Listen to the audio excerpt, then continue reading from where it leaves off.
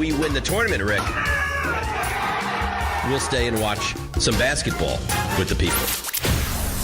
Now, the worst part of all this is the name. Listen, I got to participate in Rickleball Madness. What do you want from me? You're a teammate of Rickleball. Yeah, right. You're part of the event. You're the co-headliner. If my name was Dave Pickleball, it would still be Rickleball Madness. I think that's accurate. I don't want this kind of pressure. I would prefer it be named after you. No, you don't. You want all the shine.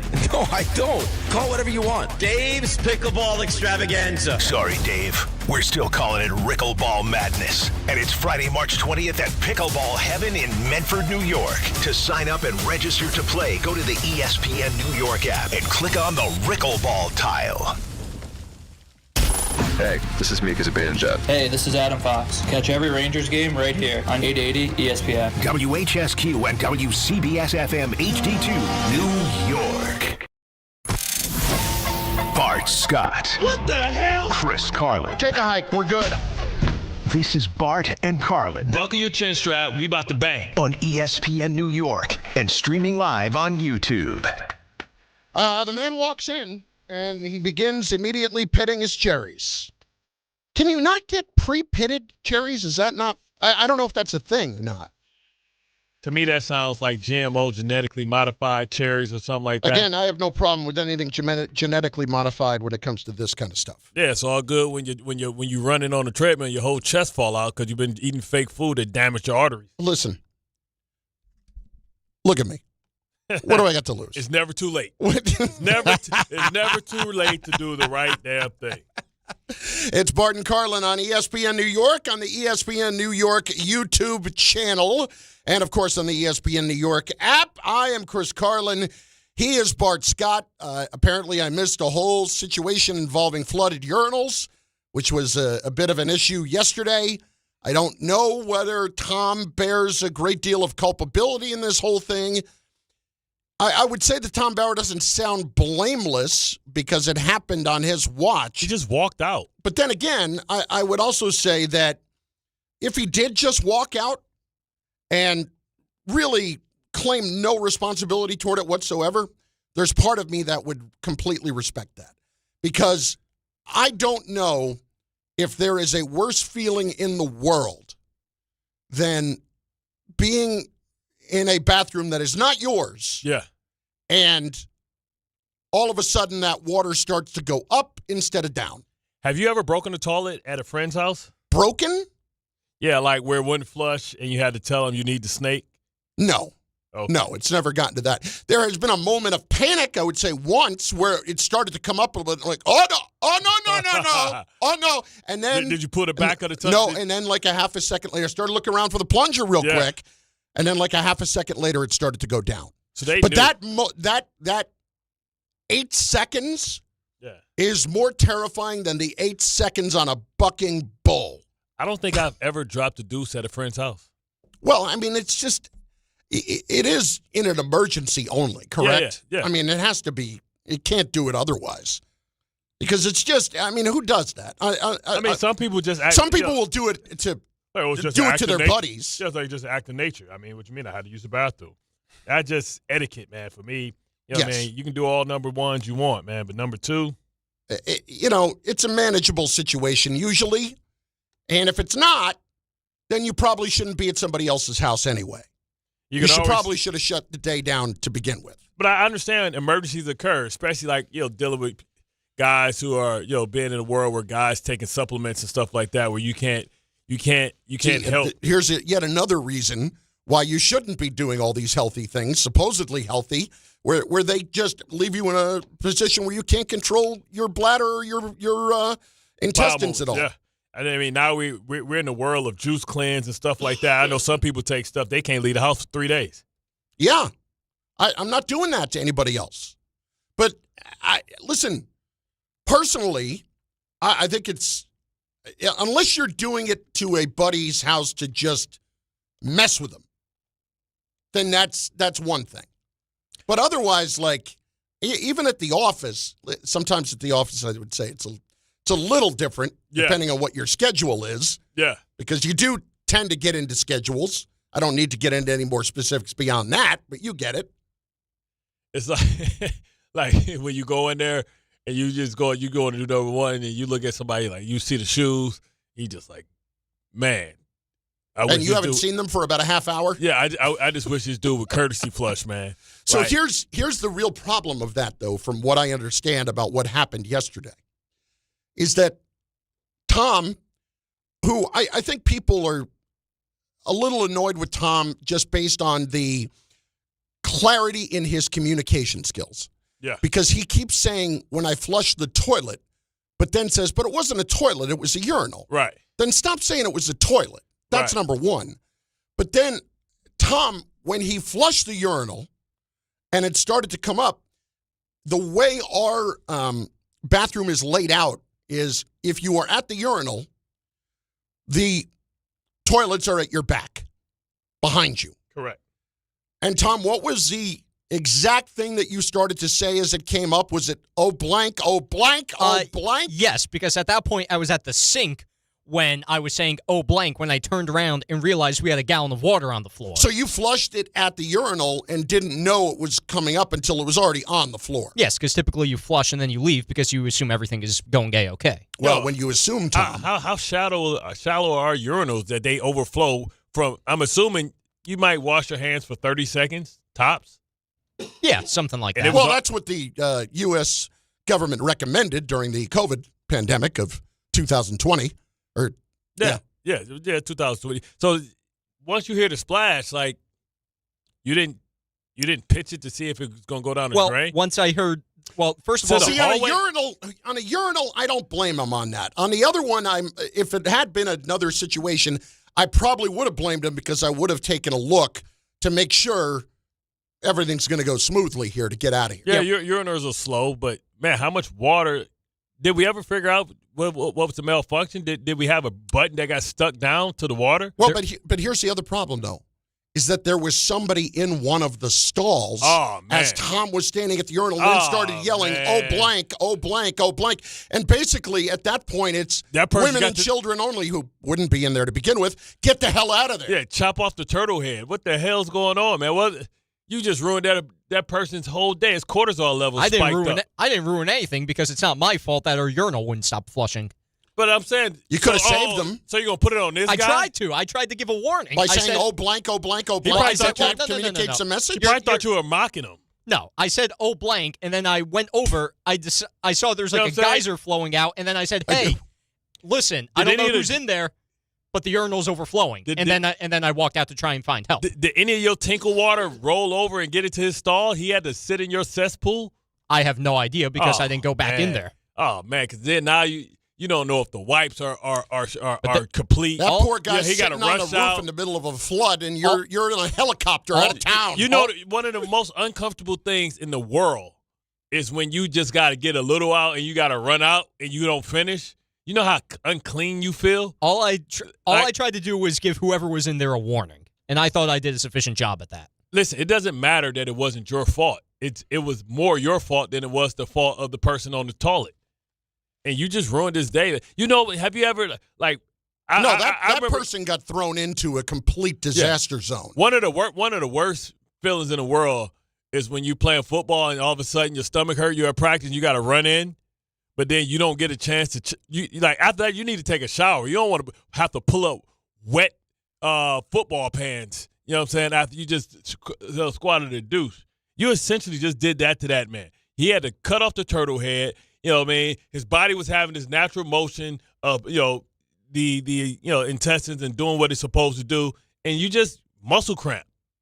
That guy may not be able to, he might be traumatized. He might not ever be able to go again. He deserves 2 days off. Cortisol levels spiked up. Did we find out who it was? No. See, that's the guy we got to talk to today. Yes. That's the guy we got to talk to. From his perspective. Yes. Because, I bet you Tom came in all nonchalant, making my way downtown, go to the stall singing. You know what I'm saying? Yes, because I sing Vanessa Carlton as I'm prancing into the bathroom. He out there, going back and forth, left to right with it, you know what I'm saying, having fun. And just, you did something wrong, Tom. I did nothing wrong except blame it on the toilet. Naturally happened. Blame it on the toilet. Listen, as long as you can sleep at night, that's all that matters. And as long as you're okay with your actions, ultimately you're the one who has to live with yourself over. And I don't understand how our toilets can flood here. How can you not have full drainage? We're on the 5th floor. Well, can we talk about a second? Seems like gravity. There are 2 other issues here real quick, and the I know worst that new place ever. It's February, people, okay? This is what happens. Number one, everybody was told to go downstairs and use the 4th floor facilities from there on. And as Ray Danahan accurately pointed out, aren't you supposed to seek higher ground when there's a flood? So naturally, that was all coming down through the roof downstairs, and these poor people on the 4th floor had to deal with the fallout from whatever happened there. Well, luckily there was no one on the 4th floor yesterday. There wasn't? They had the day off of the holiday? I believe so. Oh, that's why they sent you there. So when they go look in there, what they walked into today. Yeah, their toilet's all messed up from all the traffic from up here. Happy President's Day. That's what they're walking into today. And then, secondly, why is it this is now like the second time in the last 3 months? Why are we running into this problem so often? Carlin, sorry. You know how much weed you have to smoke to brown both your lips? Like all the way? What the hell are you talking about? Where are you going with this? Amon Shumpert, you know how much weed you have to consume? Oh, he's looking at TV. Yeah. To burn all your lip. Usually you still have a remnants of some pink. Look at that. Both his lips look like Wesley Snipes. Again, this is... I love getting into things, but I need for you to recognize every once in a while. Look at Stephen A's lips. Just once in a while. Look at Stephen A's lips. Once in a while. Brown lip, pink lip. I need you to recognize what I can comment on and what I can't. Okay. And too often, as of late, your observations that are charming in some ways, I'm sure, really don't give me a opportunity to volley the ball back. I could just tell Amon is no rookie to the weed game. This dude, that might, to get it that dark, it got to be weed and cigarettes. Hey, how about those Steve Cohen comments? Unfiltered. Bart Carlin, ESPN New York on the ESPN New York app. Great reset. Thank you. I do what I can. I swear to God, if I hold something shiny up in front of you, and it's light-skinned, you're going to say something. That is amazing. I just never said. That is like. Okay, we got it. We got it. Listen, I know you guys talked about this a little bit yesterday, but Steve Cohen's comments about the team and about the captain thing and all of that kind of stuff. I got money, too. That was my favorite comment. About the Dodgers? I got money, too. Yeah, exactly. They spend it. Well, here's the thing that he had to say about it. I mean, listen, they're formidable, right? I mean, they have the ability to spend. So do I, by the way. And okay, they built a great team, but I think we've built a great team, and I think we're going to be really competitive this year. And the goal is to meet them somewhere along the way in the playoffs. What are you shaking your head at? That had to be in the World Series, right? Have we? No, not for the Mets. It would be in the NLCS. Have we done enough? Have the Mets done enough? Yeah, have the Mets been aggressive enough? Like I know we wanted Kyle Tucker, we wanted Valdez. Matter of fact, was his price so much overwhelming with the Tigers than it should be? Was that not a luxury spend? I don't think it was the year, or I don't think it was the money. I think it was the years. And I think David Stearns just isn't going to do that with certain pitchers or maybe with front-end pitchers. Guys that he just doesn't want to spend that kind of money on over the course of a long period of time. They'll spend money. It just may not be for a 5 and 6 year contract. And I can understand that. I mean, how does that work out? I mean, we lost Edwin Diaz. What I would say, though, for nothing. What I would say, though, is he better be right about Freddie Peralta. Yeah. Because this was your guy.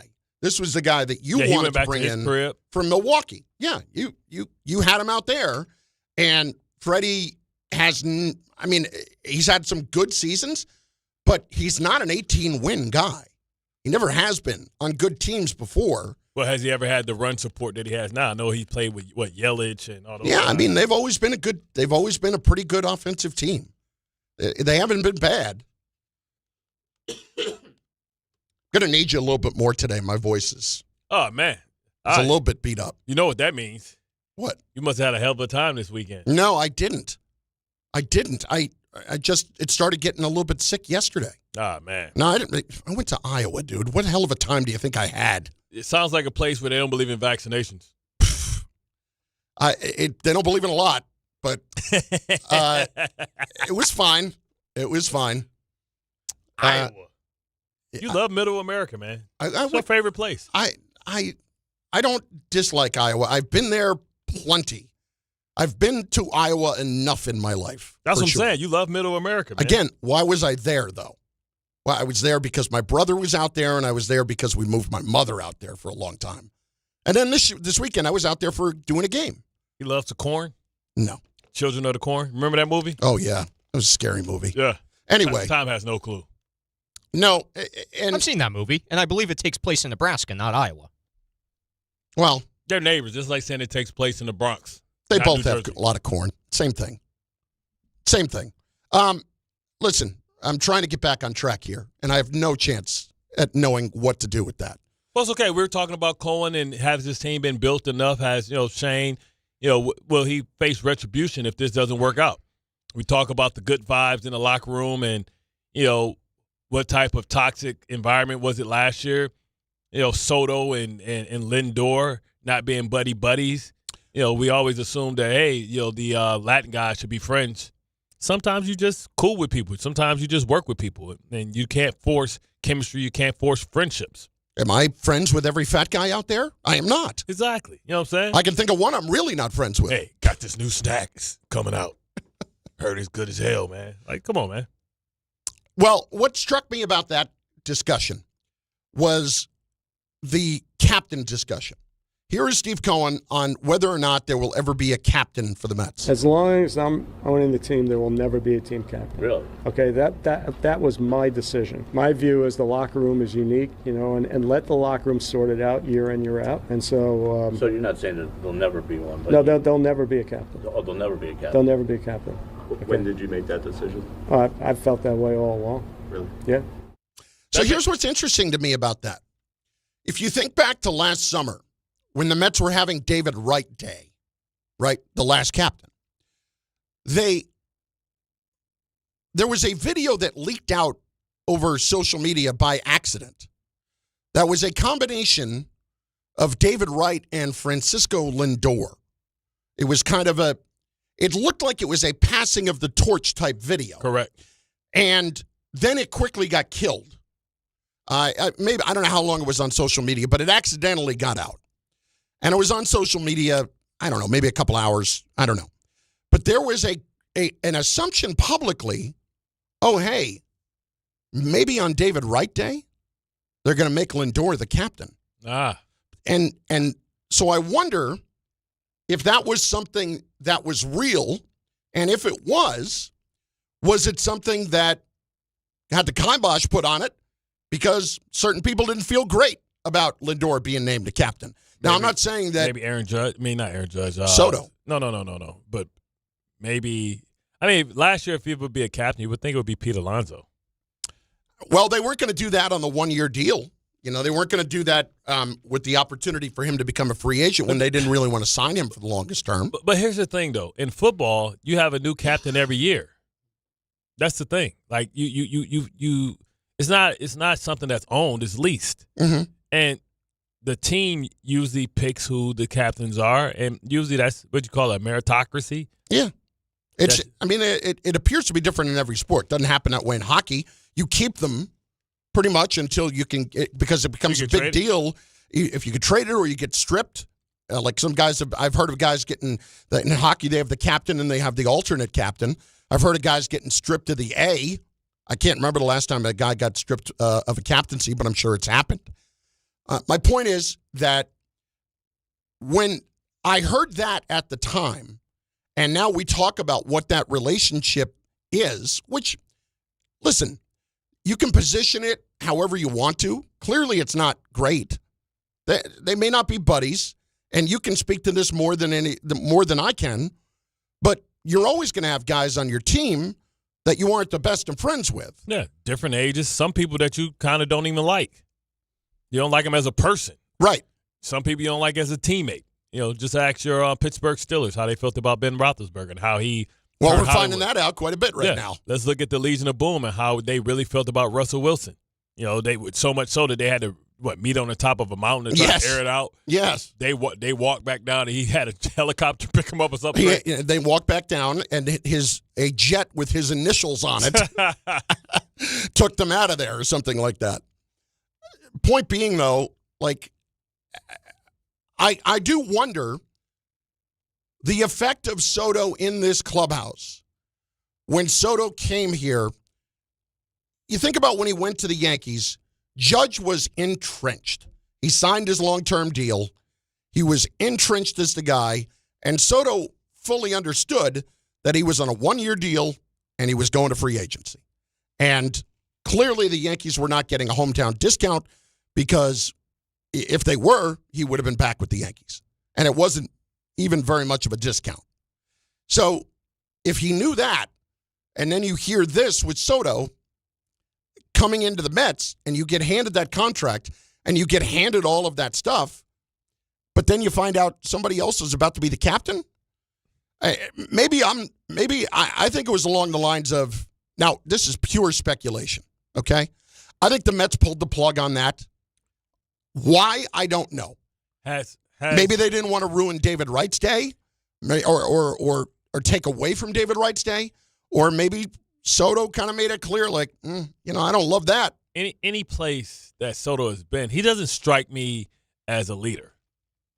He strikes me as a show up and do your job guy. Yeah, great player that just does his job. He doesn't seem like he's going to be the guy that wants to speak for the team, that wants to represent for the team. That's my point, though. I don't think he wanted to be the captain, but I don't think he wanted Lindor to be the captain. That's shallow. I'm guessing.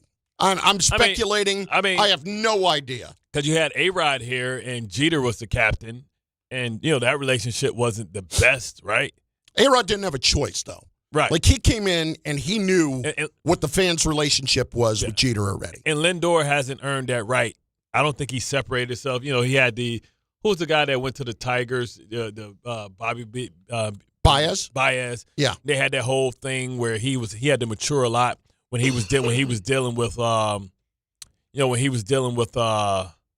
well, they had the whole thing at the beginning, like right. the first year or so that Lindor got here. Yeah. He was catching flack. Baez was trying to back him up. Yeah. And, he was kind of booing back to the fans his own way, and Correct. that did not go over great. I forget exactly what he did. And Lindor hasn't played well enough to, distinguish himself if a superstar comes in to kind of say, nah, this is Lindor's team. Mm-hmm. Feels like this is Soto's team. It's going to be Soto's team for the near future when you consider the length of the contract. Who knows how long Lindor even still be here, when we get to the middle of Soto's contract. A little older as well. So we got what apparently was not a great locker room last year, and there were some changes. Now, was that the reason why McNeil and Nemo? I don't think that's the reason why Pete's gone. I don't think Pete was a bad locker room guy. I hear mixed stuff about Pete. Okay, go ahead. Nah, I ain't going, because it's speculation, but it's from very close inside source. Really? Yeah. Okay. Well, on Pete, I don't know that Pete was the problem. I don't. But I think the Mets felt like I had always kind of understood that McNeil was somebody that could be a pain in the ass. Yeah, him and Lindor was going at it. They obviously went at it again last year, as we found out after the fact. So who's going to win that? Obviously, McNeil knows he's not going to win that. And next thing you know, McNeil's playing for the A's in obscurity in Sacramento. Is he playing in a playground? He's literally playing in a minor league ballpark.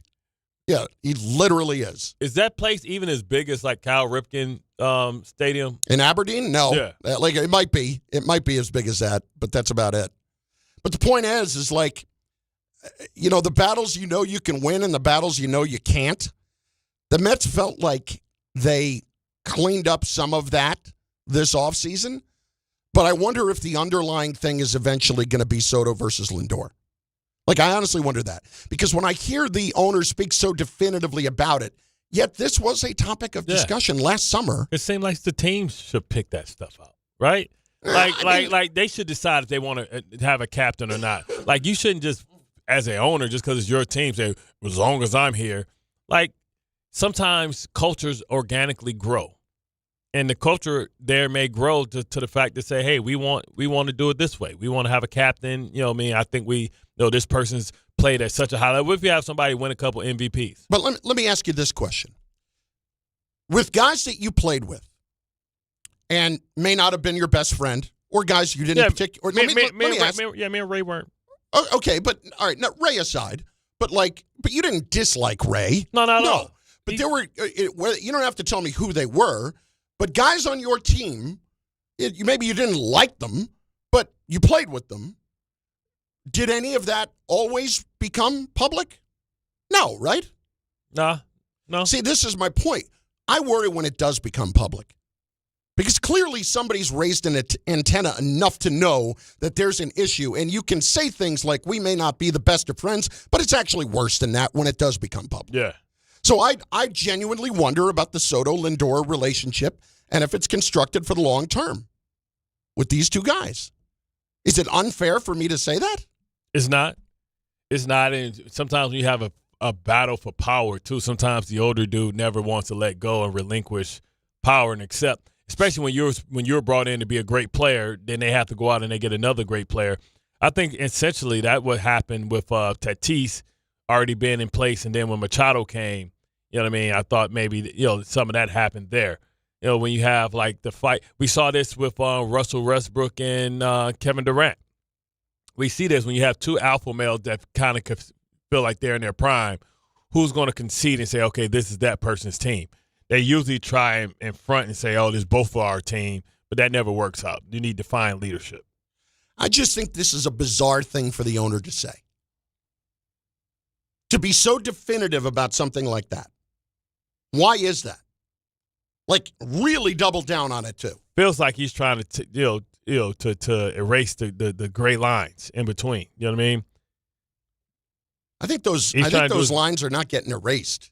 I think when you talk about that, he's like, I'll handle it. No captains. While I'm here, no captains. Don't even worry about it. I don't even want to hear about it. I only want this to be an issue. No captains. As long as I'm here. Well, by saying that, you make it a bigger issue. Yeah, that's a big, bold statement. Yep. Yeah, because who cares if it's a captain or not? Why are you tripping so much? Why is it so important? It's Bart Carlin, ESPN New York, on the ESPN New York app. Now, I want to remind you of something. We are just 2 days away from the Bart and Carlin special Knicks watch party. It is Thursday night, February 19th. Tara Moore, 150 West 30th Street, 7 p.m. The Knicks are taking on Detroit, Bart's Pistons. In a big Eastern Conference matchup, start the second half of the year. And we've got Wild Turkey Bourbon specials, great prizes, and Bart, even a Wild Turkey Ice Luge. Pour the shot down the luge, take the shot on the other end. Down to a giant ice sculpture. Looking forward to that. Lick my luge. Yep. You'll also have chances to win Knicks tickets and enter Wild Turkey Bourbon's ultimate New York game day experience this April. Join Bart and me, Tara Moore, Thursday, February 19th, tip-off 7:30. It's brought to you by Wild Turkey Bourbon. When you know it's right, don't change a damn thing. Must be 21 or older. Enjoy a Wild Turkey responsibly. Not all F words are bad. Some are actually great, like fast, free fiber for 4 months. Yep, switch to Optimum Fiber for as low as $25 a month. Plus, for a limited time, you can get 4 months free, HBO Max included for 1 year, and a 5-year price lock. Don't wait, this free fiber deal won't last long, and the fastest, most reliable, most consistent internet speeds await you. Call 888-4-OPTIMUM or visit Optimum.com/free today. Terms apply. See Optimum.com for details. In the Bronx, southbound 95, the Cross Bronx westbound, right by the Sheridan Boulevard area. Looks like an accident. Traffic is slowing down west of the Bruckner interchange. In Queens, we still have that earlier transformer fire in Astoria. Stay away from 33rd Street at 28th Avenue. Hudson River crossings coming in from New Jersey. We're down to minor delays. And on the island, the northbound Seaford Oyster Bay Expressway at Plainview Road, Plainview, broken down car in the right lane. New Jersey Transit, day one of the new schedules and the reduction of service on the trains. That goes until March 15th. I'm Bob Williams on 880 ESPN New York. Hi, I'm John D'Agostino from D'Agostino & Associates, the injury firm. You know what's interesting about the words personal injury? The first word is person. And at D'Agostino & Associates, that word means everything. That's because I handpick every person in our firm. From the pleasant professional person who answers your call to the experienced person litigating your case in court. Because every person in my firm is an extension of me, and the only way to exceed our clients' expectations is to deliver the highest level of personal service every single time. And that starts with hiring the right people. You see, we know that every client is a person too. Someone going through the toughest time in their lives and deserves to be more than just a file number.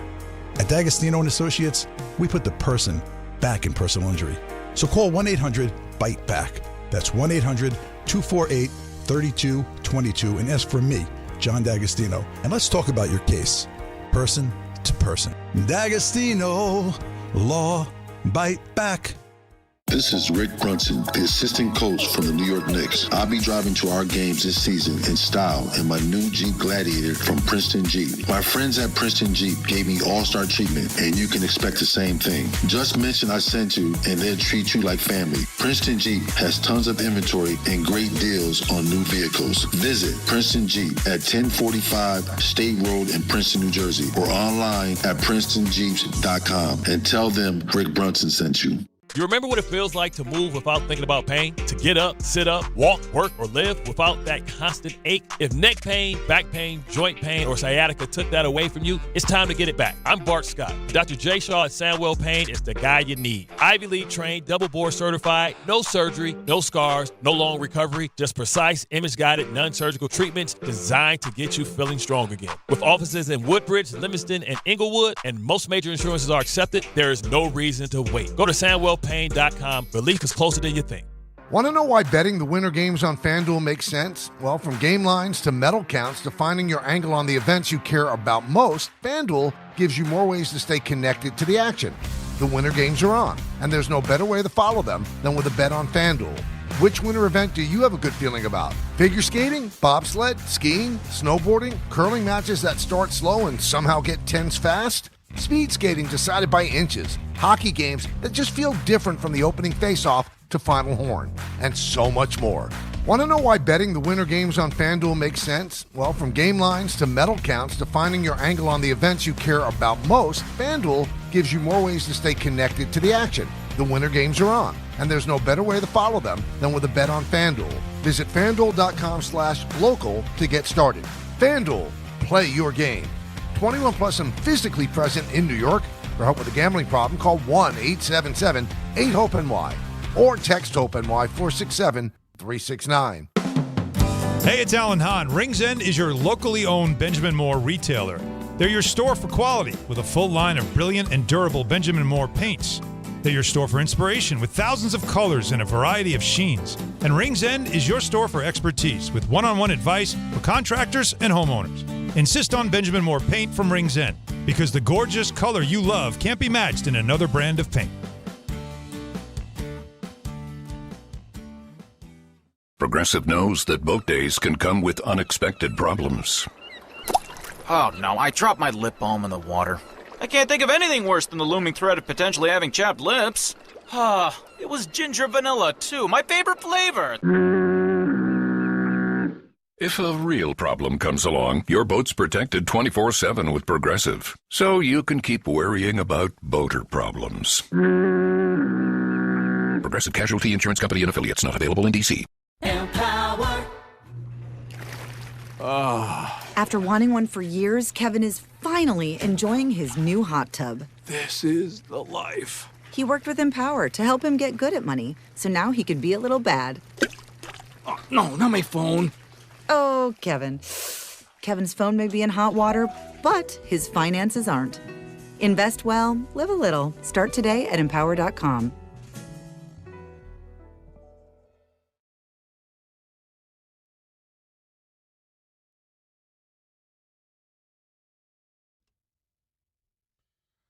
Blind Melon. Hello, 1994. I saw this band in college. They're one-hit wonders. Anyway, how was the groupies? Did they bring out the crowd? No, not really. Like, this was in a small venue in the town where my college was in Geneva, New York, where Hobart College was. Hobart and William Smith. Damn, they sound like bluegrass. Yeah, I mean, they were okay. The guy, I think the lead singer passed away like a year or two later. Man, we've been losing a lot of people, man. R.I.P. to Jesse Jackson, man. I saw that. Oh, my God. And Robert Duvall yesterday. Yeah, 95. That's a he hell of a he run. never looked. He never looked in his 80s. Yeah. He always looked like he was stuck like somebody grandpa, like he was like 75, 72. It's Bart Carlin, ESPN New York, on the ESPN New York YouTube page, where you should go there, you should subscribe, you should watch, and get involved in the program. First of all, congratulations to one of our guys who comments all the time. It's Jersey G, who apparently got engaged here over the weekend. Oh, Valentine's Day? Let everybody know. Didn't put out any kind of the specifics of that. But, hey, congratulations, Jersey G. Congrats, man. That's only, I'm shortening his name there, but still. Point being. You don't want to put out his whole name in case he got side pieces. That among other reasons. But anyway, he got engaged over the weekend. Here's another little bit of news that's actually kind of interesting. Can't wait. This just about 20 minutes ago, the Major League Baseball Players Association Executive Director Tony Clark is expected to resign. And this is we are less than a year away from a lockout that's going to happen with the owners. I don't know. It's always been something about him, man. How so? It's just, I don't know. He always seemed like a bit shady. You know what I'm saying? I always got that vibe. Like, I don't know, man, if he's like for the association, if he getting paid underneath the table. I mean, the fact that you believe that that he may be resigned, that means that it's differences of opinions of how to attack this. Oh, don't tell him they're coming after him. He did something. So Marcus Semien, this is a story in The Athletic by Evan Drellich, Ken Rosenthal, and Andy McCullough. Along those lines, so Clark had what was expected to be his spring training tour about to start, where he stops at every single camp and talks to the players. New York Mets infielder Marcus Semien is one of the 8 players on the MLBPA executive subcommittee. Said Tuesday morning that the subcommittee had not had a discussion with the 30-team reps regarding Clark's decision to step down. Asked if he knew what led to Clark's resignation, Semien noted, quote, "There has been an investigation going on. We still need to discuss with players why. You definitely don't want things to be a distraction going into December," end quote. Oh, boy. The crazy thing is, you know how far December is away? That's 10 months. You can get that sorted out. I told you. Something about him. It was in his eyes, man. The resignation occurs at a time where this is all expected to happen, and he had been the guy who oversaw the negotiations for this current CBA. Now, who takes over? Like, man, you do not want to not have cohesion and continuity and one voice. What are we fighting for? Where do we have hard lines? You don't want to have that, man. Not going into this money. They trying to get y'all a luxury tax / soft a soft salary cap, man. Not who you go get, man. But can you imagine this happening right now when you are this close to the end of the year and to what is almost assuredly going to be a lockout? The MLB smells blood. They're going to double down. Instead of thinking about compromise, they're going to think about how do we press. All right, but tell me about this from a player standpoint. Like if you're sitting there as a member of that Players Association right now. Depends how old I am. Well, I mean, listen, if you're further along, maybe you don't care as much. Yeah. But if you're right in the middle of it, you're going to care quite a bit, I would think. Exactly, especially like when you have these, if every team has a team rep, you're trying to figure out what the precise message is, and now you're going to have people jockeying for more power on the player side. So now it's going to be a level of untrust, because the hardest thing is to figure out who's next, who's going to take these negotiations, how they're going to get caught up to speed and the qualifications. So usually what happens is the person that's underneath Clark, like, well, I'm here. But like, bro, we think you're an idiot, right? Or we don't trust you. We don't know you. Like, now we got to try and figure out. So now this person is going to essentially maybe be the person that negotiates, but he may not be the person that ultimately gets voted in to be the new player rep going forward. This is a rough moment for this kind of thing to happen. It feels like who's the GM manager for the Giants? Joe Shane? Yeah, it feels like Joe Shane, man. Where he's now in charge of scouting? Yeah. See you later. I told you. Don't ever think for a minute that, like, you can say whatever you want in those meetings with John Harbaugh leading up to it, but doesn't matter. John Harbaugh only says whatever he has to say to get in the door, and then he'll get everything arranged the way that he wants. That's all that matters. Look at me. I had a captain. Exactly. And now Joe Shane is worried about scouting, and that's about it. Bart Carlin, ESPN New York, 800-919-3776. Leave your comments in the YouTube chat. Go subscribe to the ESPN New York YouTube page. This is sketchy, and as we get further details, we will keep you updated on that as Tony Clark, the Players Association executive director, is about to resign. You got anything in your closet, man? This the year, man. Just start writing checks. Don't let nothing come out, man. Gilberto in the truck starts us off today. Gilberto, what's up, buddy boy? Gilberto! All right, good start.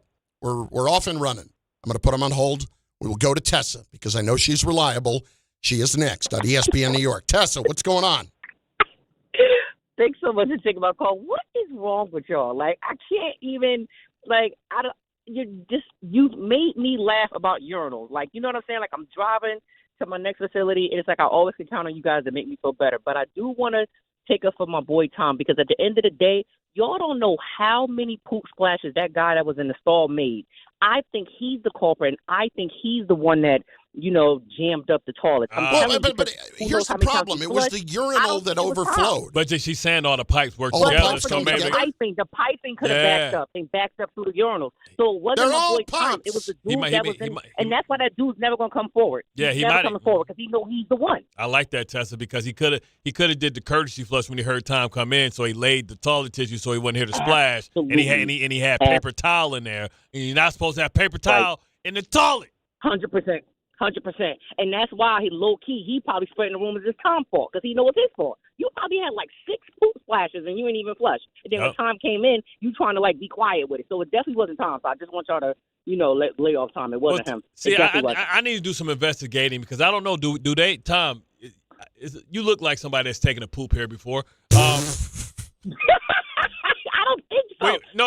Like Tom, in the bathroom, do they have like the toilet covers, or do you have to take tissue to cover the toilet? There are covers. Oh, see, so Tom explains it. So so maybe he had that messes that theory up. But how sometimes people they don't want you to hear the splash, so they put the tissue in there so it lands on the tissue. Mm-hmm. So maybe he put too much tissue in there and he flushed and he stopped it up, and Tom is getting the blame. I think those people are overthinking it. Seriously, Tom. We all know what's going on in here, okay? We apologize, Tom. See, there we go. Always blaming Whitey. Oh my God! Listen, Carlin, I don't even know. Like, I've been listening to Bart for a very long time, even when y'all was on that other trash station for a second.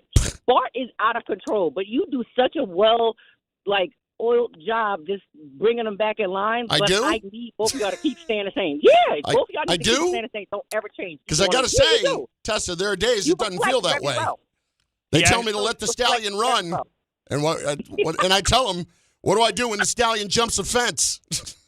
Play that. I'm play that coming little back. segment that you can't get in trouble for things Bart say. That's Bart has just said something that Chris can't comment on. While humorous, Chris values his career too much. Tessa, I'm glad you on with me, because she's gone.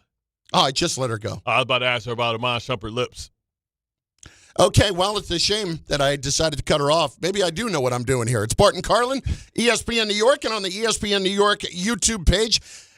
I don't necessarily believe that this Soto-Lindor relationship is tenable for the long term. Let's get into it. 800-919-3776. DraftKings Sportsbook puts you right in the middle of basketball's biggest star-driven moments. Bet player props, bet live, and when a game turns fast, DraftKings has your back with early exit. If your player gets injured anytime in the first half, your bet stays alive. And once it settles, you still get paid in cash. That's built-in protection for star-driven bets. Backed by DraftKings. Download the DraftKings Sportsbook app and use code WHSQ. New customers bet just $5, and if your bet wins, you'll get $200 in bonus bets instantly with code WHSQ. In partnership with DraftKings, the crown is yours. Gambling problem? Call 877-8-HOPE-NY or text HOPE-NY 467-369. 21 plus, New York only. Eligibility and restrictions apply. Bet must win to receive bonus bets which expire in 7 days. Minimum odds required. For additional terms and responsible gaming resources, see dkng.co/audio. Limited time offer. More people trust their hearts to New York Presbyterian than any other hospital in New York. It's because New York Presbyterian has the most experienced cardiovascular doctors, treating a full range of heart conditions, from heart failure to valve repair, with the most advanced treatments. Find a doctor at nyp.org/heart. New York Presbyterian.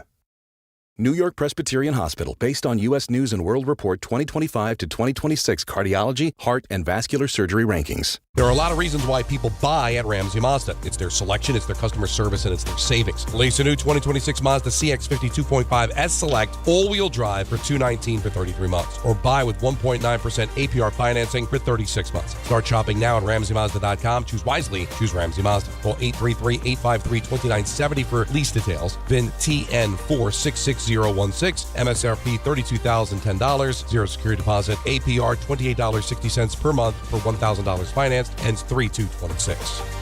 At City Harvest, we believe no New Yorker has to go hungry. With your help, we're on the road 365 days a year, rescuing over 77 million pounds of nutritious food and delivering it free to millions of New Yorkers, transforming surplus food into sustenance, sustainability, and smiles, rallying thousands of New Yorkers to power a network of nourishment across our city. One day, one meal, and one New Yorker at a time. That's how we feed good. Donate at cityharvest.org.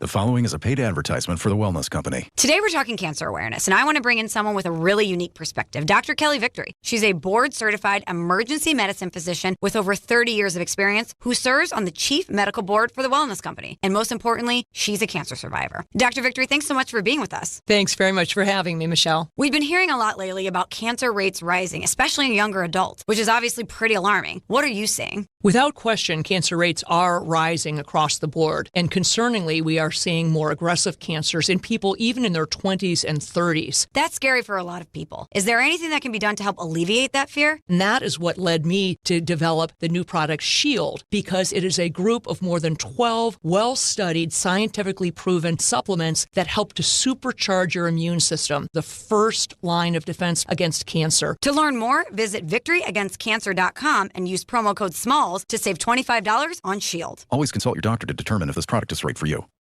My name is Whitney Allen, and I'm a widow. My husband, Ryan, died. We never thought we'd ever have to use life insurance, but the unexpected happened. With Ethos, signing up was fast and 100% online. You can get a quote in seconds, apply in minutes, and get same-day coverage. No medical exams, and you can get up to $3 million worth of coverage. I'm grateful we were prepared. Get your free quote at ethos.com/game. That's ethos.com/game. Paid spokesperson. Time spent on application may vary. Online health questions required. We expect our information in real time. US Med carries continuous glucose monitors, which provide real-time readings of blood glucose levels. US Med is an approved provider for Medicare and over 500 private insurers. So call 888-665-0696 today for a free insurance and Medicare benefits check as easy as... That's 888-665-0696. In the city that never sleeps and never stops talking sports, ESPN New York is always on. Now you can live and breathe everything New York sports wherever you are. On your radio dial, on the ESPN New York app, and streaming live on YouTube. However you watch or listen, ESPN New York is always on for you. Hear us, stream us, watch us. This is ESPN New York. This is a tremendous song. The title of this song, Lawyers, Guns, and Money. The great Warren Zevon. Sounds like a county I couldn't drive through. No, it's not like that. It's not like that. I'll play the entire song for you off the air when we can. Okay. Just because we can only play so long of it too. But anyway, Bart Carlin, ESPN New York, on the ESPN New York app and on the ESPN New York YouTube page where you can go. You can subscribe. You can get on that chat. Don Pablo, Carlin, you're going to need some new shirts. That shirt is stretched out due to the weight loss. I'm plateauing again. And stuck at $2.99 for like a week. But, bro, it's not helping me. But listen, when you work out, you don't get the results, or you do anything, you don't get the results till like 2 weeks later. So, like, the $2.99 is results from what you did 2 weeks ago. Okay. Like insulin, sugar, blood, all that don't turn into fat or dissipate. Like, I want to see that happen now. I want to see it happen yesterday. Patience is a virtue, brother. Yeah, not interested. You just keep doing it, you keep chugging away, and eventually you'll break through. Black Metronome, the only thing that Joe Shane is scouting is what kind of creamer John Harbaugh likes in his coffee. I don't know if I would ask Joe Shane to get my coffee if I were John Harbaugh. Yeah, exactly. I would watch the coffee because I did stuff to it. And there was one other one here. Primo Sabe, this is what Soto chose. Scott Boras must have spoken to him that he will be the man on the Mets. Thing is Soto's not going to come here and be the captain. And I don't think that Soto wanted to be the captain. I think it's possible Soto didn't want Lindor to be the captain. That would be crazy. Like, this is what I don't understand. Like, it's always going to be multiple guys on the team.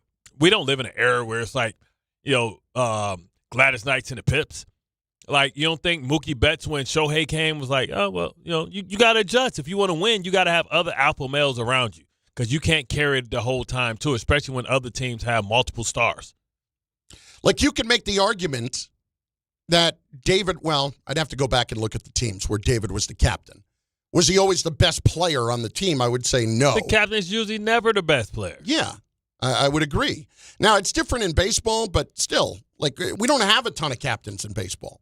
Yeah. I just think it's odd when you hear Steve Cohen make a comment like that. Let's hit Ira in Staten Island next on ESPN New York. What's up, Ira? All good, Chris Bart. So all the speculation is gone now. Today's shut up or put up day because you got Bruce Hall could get tagged. I think we've discussed it. I'm just curious to see it's going to be transition or they're going to put the full tag on him. But I expect one of the two they're going to apply. They're not going to just let this guy walk, and I don't see them trading him without getting tagged first. Bart, do you think they tag him? They have to. It'd be the transition tag, though. But that just transition means it's a first-round pick and it's the average of the top 10 players of the position? Well, they get a chance to match, too. Right. Yeah. So, I mean... it's also cheaper. Right, because it's an average of the top 10 players, I think, as opposed to the top 5. I believe that's right. Right, I think I read it was like 11 instead of 14 and change. Okay. So, listen, I hope Paul stays. I don't think he's gonna, but we'll see. So the clock is ticking. I think they have to like the first week of March to get this done. Let's see how fast the Jets react on this. You know how it is. Deadline spurs action, so they're going to take this thing all the way to the end. Combine is coming up. That's when a lot of deals and conversations are had because you're there. You got the transition tag. You're trying to figure out from other teams and other agents, okay, if we were to trade him, what kind of compensation can we get? If they tag him, it's probably going to hurt him for being able to go anywhere else because nobody's going to deal with that. So that'd be the difficult thing. But you can't say if you get a deal that they won't trade you because they did the same thing to Sauce. They did the same thing to Sauce last year. So, if they sign him, it doesn't guarantee that he's going to be here or stay here as well.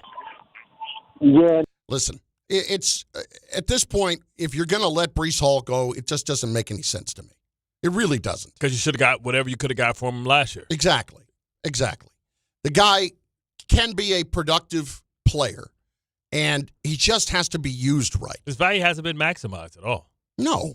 David and Elizabeth is next. What's up, D? It's me? I'm next? Oh, that's you. That's right, big guy. Oh, guy. it is me. Okay. Nice. Now, you know what it is? Somebody was making noise in my background. Gotcha. So, look, I just want to say this, right, gentlemen? Bart, I was doing some thinking on my couch the other day watching Jake Asman, which was yesterday, right? Yeah. And I think your man Aaron Glenn, he's doomed. And I'm going to tell you how and why. So this is what I was thinking. So I'm thinking like, yo, you know, he'll come in next season. You know, I'm not trying to wish on his downfall, but it's probably not going to be successful, and they're going to switch coaches. But then I thought about it like, yo, if you break it down, whatever quarterback that they bring in, he's not going to be a quarterback that's going to, like, you know, demand win and, you know, get them to the promised land because, you know, their biggest thing is, oh, if we, you know, trade draft capital and all this stuff, we don't want to lose out when we go get our quarterback. And if we get a quarterback that's too good, that messes up the plan. Like, I'm just lost. Like, what is the real plan? Like, what is the real solid, you know, destination for us? Because I'm lost. Like, I'm just thinking about it. I'm like, yo, they're going to bring this guy back because there's no way he could be successful. Explain that to me. You're talking bring Aaron Glenn back? Yeah. I mean, that's probably going to end up happening. They're going to give him I think they're going to give him at least 3 years. I think that the bar is so low here next year. All he has to do is show improvement, show that they're moving in the right direction. All they have to win is maybe 6 games. And I think people will give him another chance knowing the draft capital. And it also depends on Muji and how his draft picks look this year, right? Knowing that he has a lot. Okay, you traded these guys, you got draft capital. Like, at least make one side of the ball dominant. You know, like if they spend everything and go get a receiver and the offense looks like it's promising, and I know you're saying how can offense look promising when they don't have a quarterback? I think they can get a quarterback good enough in here, whether it's Gardner Minshew, whether it's David Carr, whether it's Kirk Cousins, to look the part at least for a season to sell hope. All you're trying to do is trying to look like the team that Salah made the team look like or resemble. That can get somebody, that can get a guy like Aaron Rodgers to take a chance. Mm-hmm. I agree big time. Now, I just want to say this real quick before y'all let me go. What do you guys both think of Derek Carr? Because, like, I'm going to keep it a buck with you. Like, he hasn't played in the NFL for over a season, and not for nothing, like, you know, I look at it like this. Like, yo, you don't play in the NFL for a season. Like, yo, a lot of things pass you by. And not for nothing, you're talking about, oh, yo, I want to go to a contender. Like, dude, let's call a spade a spade. No team that's contending is looking for you. No disrespect. That's the thing. Like, I don't know where he came out with that comment the other day. Yeah, like, no team that's contending is looking for a quarterback. That's right. So why would you bother to make a comment like that? Unless he's talking about Minnesota. I guess. Unless that's the only place. And if I'm Minnesota, is Derek Carr putting me over the top? Is Derek Carr giving me a chance to contend? He's better than J.J. McCarthy. Well, Carson Wentz made him look okay. I don't know. Before he got hurt, had no elbow. I don't love getting the guy that has already retired and then coming back. Well, the thing is, he retired because they wanted him to take a pay cut. Yeah. So that's why he bounced. He didn't want to retire. They wanted him to take a pay cut, and they weren't promising him a starting position, and they drafted his replacement. Bart Carlin, ESPN New York, on the ESPN New York app, on the ESPN New York YouTube page at 800-919-3776. In moments, we talked about Breece Hall and the franchise tag that is coming down today at some point for different players around the league, who gets tagged, who doesn't. What about the free agents and the fits? There are a couple of interesting projections when it comes to the Jets and Giants, and we'll explain next on ESPN New York. Not all F words are bad. Some are actually great, like fast, free fiber for 4 months. Yep, switch to Optimum Fiber for as low as $25 a month. Plus, for a limited time, you can get 4 months free, HBO Max included for 1 year, and a 5-year price lock.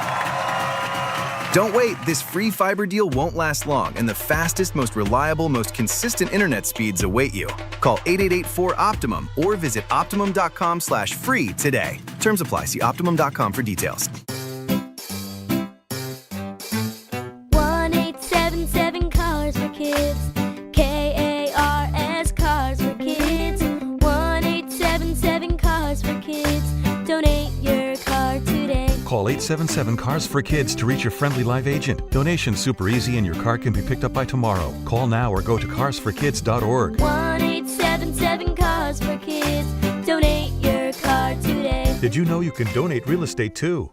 At Uline, they know going the extra mile takes hard work. For companies pushing to go further, Uline will go the distance with you. 24/7, they answer the phone to get you the shipping and industrial supplies you need. Business can move fast. Unexpected large orders, adverse weather, new safety guidelines, and changing economic trends. Uline works hard keeping 41,000 items ready to ship, minimizing detours on your way to the extra mile. Visit uline.com. So, should we split the bill? But math is the worst. Not all math, because with New York Lottery's extra multiplier scratch-off games, you can multiply your winnings up to 200 times. Wait, multiply my winnings? Yeah, you take your winnings, then multiply those winnings up to 200 times. So all of my winnings times 200? Yeah, that. Oh, I've always said math's the best. Play for chances to multiply your winnings 30, 50, up to 200 times. Prizes up to $5 million. Please play responsibly. Must be 18 plus. Gambling problem? Call 1-877-8-HOPE-NY or text HOPE-NY. Hey, it's Alan Hahn. Rings End is your locally owned Benjamin Moore retailer. They're your store for quality with a full line of brilliant and durable Benjamin Moore paints. They're your store for inspiration with thousands of colors and a variety of sheens. And Rings End is your store for expertise with one-on-one advice for contractors and homeowners. Insist on Benjamin Moore paint from Rings End because the gorgeous color you love can't be matched in another brand of paint.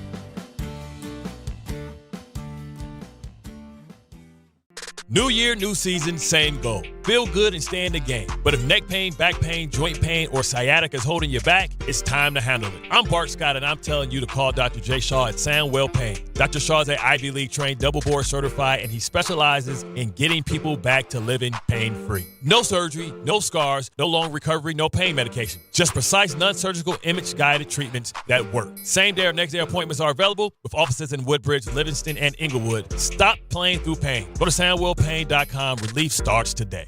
Do you owe $10,000 or more in credit card debt or personal loans? With credit card debt at all-time highs, Debt Relief Advocates is urgently notifying consumers of debt relief now being made available, designed to aid consumers with out-of-control credit card debt. Those who qualify and enroll for this relief program will only have to pay back a fraction of what they owe. This is not bankruptcy or a debt consolidation loan. This is a relief program that credit card companies would rather you not know about, as it ends your debt nightmare and saves you lots of money. Consumers owing at least $10,000 in credit card debt or personal loans can now take advantage of this debt relief as the cost of living skyrockets. Debt Relief Advocates has established a relief hotline for you to call to learn what debt reduction you may qualify for, so don't wait. For this free information, call the Relief Hotline at 800-606-8737. 800-606-8737. 800-606-8737.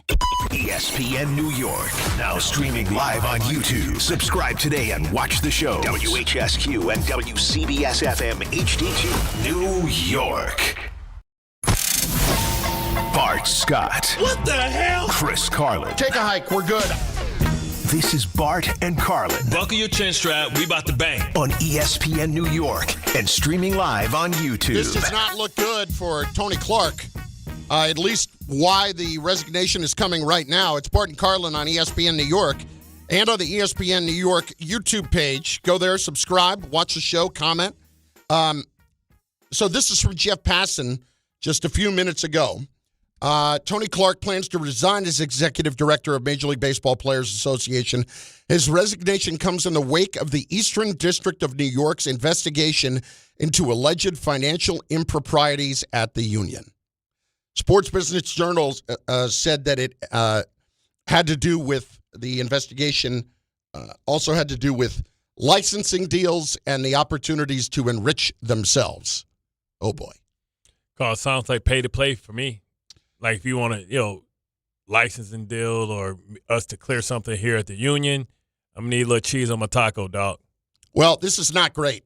And it's obviously not ideal timing for the union, but they may as well get out in front of it and get it done and get him out of there, because otherwise you cannot have that around your neck later this year as any kind of a distraction when you're trying to negotiate a new labor deal. So that's what's going on with baseball and the Players Association. I did want to run some free agency past you, thanks to ESPN.com. And the ideal fit, this was put out there by Matt Bowen, for the NFL's 50 best free agents. Now, the first one mentioned from the Jets as a free agent is Breece Hall, and it mentions the Jets as the best team fit for Breece Hall. In other words, it makes entirely too much sense for them to keep him at this point. So we're going to keep an eye on that because the franchise tag stuff is supposed to come down today at some point where they have to make decisions. Does it open up today? The franchise tag, I think you have to announce the franchise tag deadline. Today? I believe, yeah. Usually you have a tagging season is a couple days. Wow. Let's see here. Oh, it begins beginning Tuesday, February 17th. Yeah. Through 4 p.m. on March 3rd. Yeah, I'm about to say. It's like teams are allowed to place the tag. Right. Franchise or transition. Okay? And they have to do it before March 3rd. Otherwise, their free agency, which starts March 11th. But today's the first day that you can actually do it. March 11th, boy, they get juicy. Boy, I remember them days. Like, yeah, it's my time up, baby. I be doing talking to you. Hey, man, what we got? What we got? So when you signed the first deal with Baltimore, your second contract, but your first free agency deal, did you officially hit free agency or not? Yeah, I was on a visit. Okay. And not when you left the Jets. I'm not saying the time with the Jets. Yeah, when you're going back to Ravens, Baltimore. Yeah. Was that the Browns visit? Yeah, I was in the yeah. Hey, bro. Because remember, the guy who found me and discovered me became the general manager. Right. Phil Savage. So it's kind of like it's kind of like hardball. Like guys that on the Ravens, like looking like, hey, I got an ally. Like you don't know how much he like you, how much. Like, how much of that stuff are you guys all talking about leading into it? Like, hey, I got a guy here. This guy likes me there. What do you know? I mean, for the Ravens, like a lot of guys, like I'm sure as soon as Mark Andrews signed the extension late in the season, Isaiah was like, man, I'm out. Yeah. And the season going bad, like, damn, I ain't play well either. Like, damn. So now my value may feel bad because he didn't have the season that they thought he was going to have. And then all of a sudden, your coach gets fired. He goes to a place. He's trying to establish the Raven way or his mentality that he developed in Baltimore. And all of a sudden, he got a pocket full of money. And he's looking for people that he can trust and people he can get access to. And I'm a guy in a position that'll make them better. And, you know what I'm saying? So, like, it would have been even more crazy if Monken was here because he would know the exact offense. So, like, yo, man, we need to go get Likely. Let's see, like, how much he'll settle for. But you would think amongst friends you would get a little bit more because they know the person, the benefit of the doubt. So, like, you looking up and looking for allies. He's also probably looking at McDonald out there and, just one with Seattle. Like, hey, you know me. You was here when I was balling. Hey, what's up? So you're looking at everybody that was on staffs that left for possibilities. And the thing is, you never know because the people that love you the most or value the most are people within your division. So I wouldn't be surprised if a team like, all right, forget the Ravens. We hate the Ravens. Let's go sign. You see how they signed Geno Stone from the Ravens. Mm-hmm. You see how the Steelers signed Patrick Queen from the Raiders. Mm-hmm. Like, nobody ever signs Steelers players, though. It's weird. That's because the Steelers seem to maximize their players.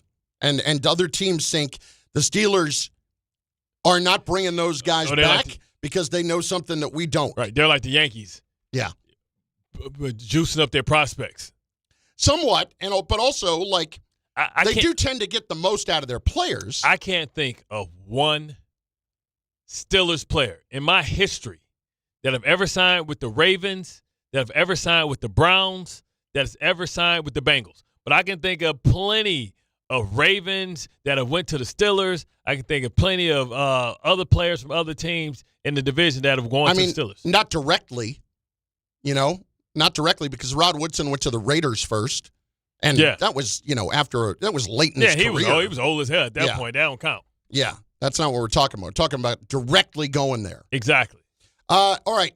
So ESPN.com, Matt Bowen, put out the top 50 free agents and the best fits for them. The Giants and Jets are both fits for a couple of spots. The Jets' first one was for Breece Hall, who is listed as the 7th overall free agent. Now, think about that for a second. For everybody that doesn't think that Breece Hall is a player that's worth it or whatever, in this free agency class, he is rated as the 7th best free agent. So that's obviously pretty good.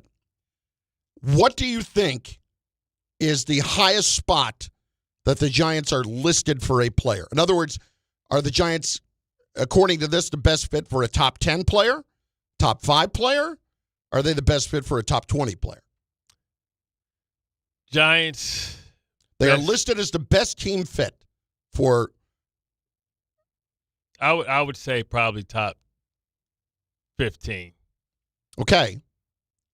The Giants have the player. Probably Isaiah Likely. Third overall player in free agency. The Giants are listed as the best fit. Tyler Linderbaum. Oh, see that once again. But good luck with Is that. he going to make it there? Hell no. There's no way. The Ravens ain't letting go of one of their draft picks. Like, the Ravens are one of these places that sign their draft picks. He is rated right now as the best offensive lineman in free agency. Of course, because tackles ain't never hitting free agency. You only get tackles through trade.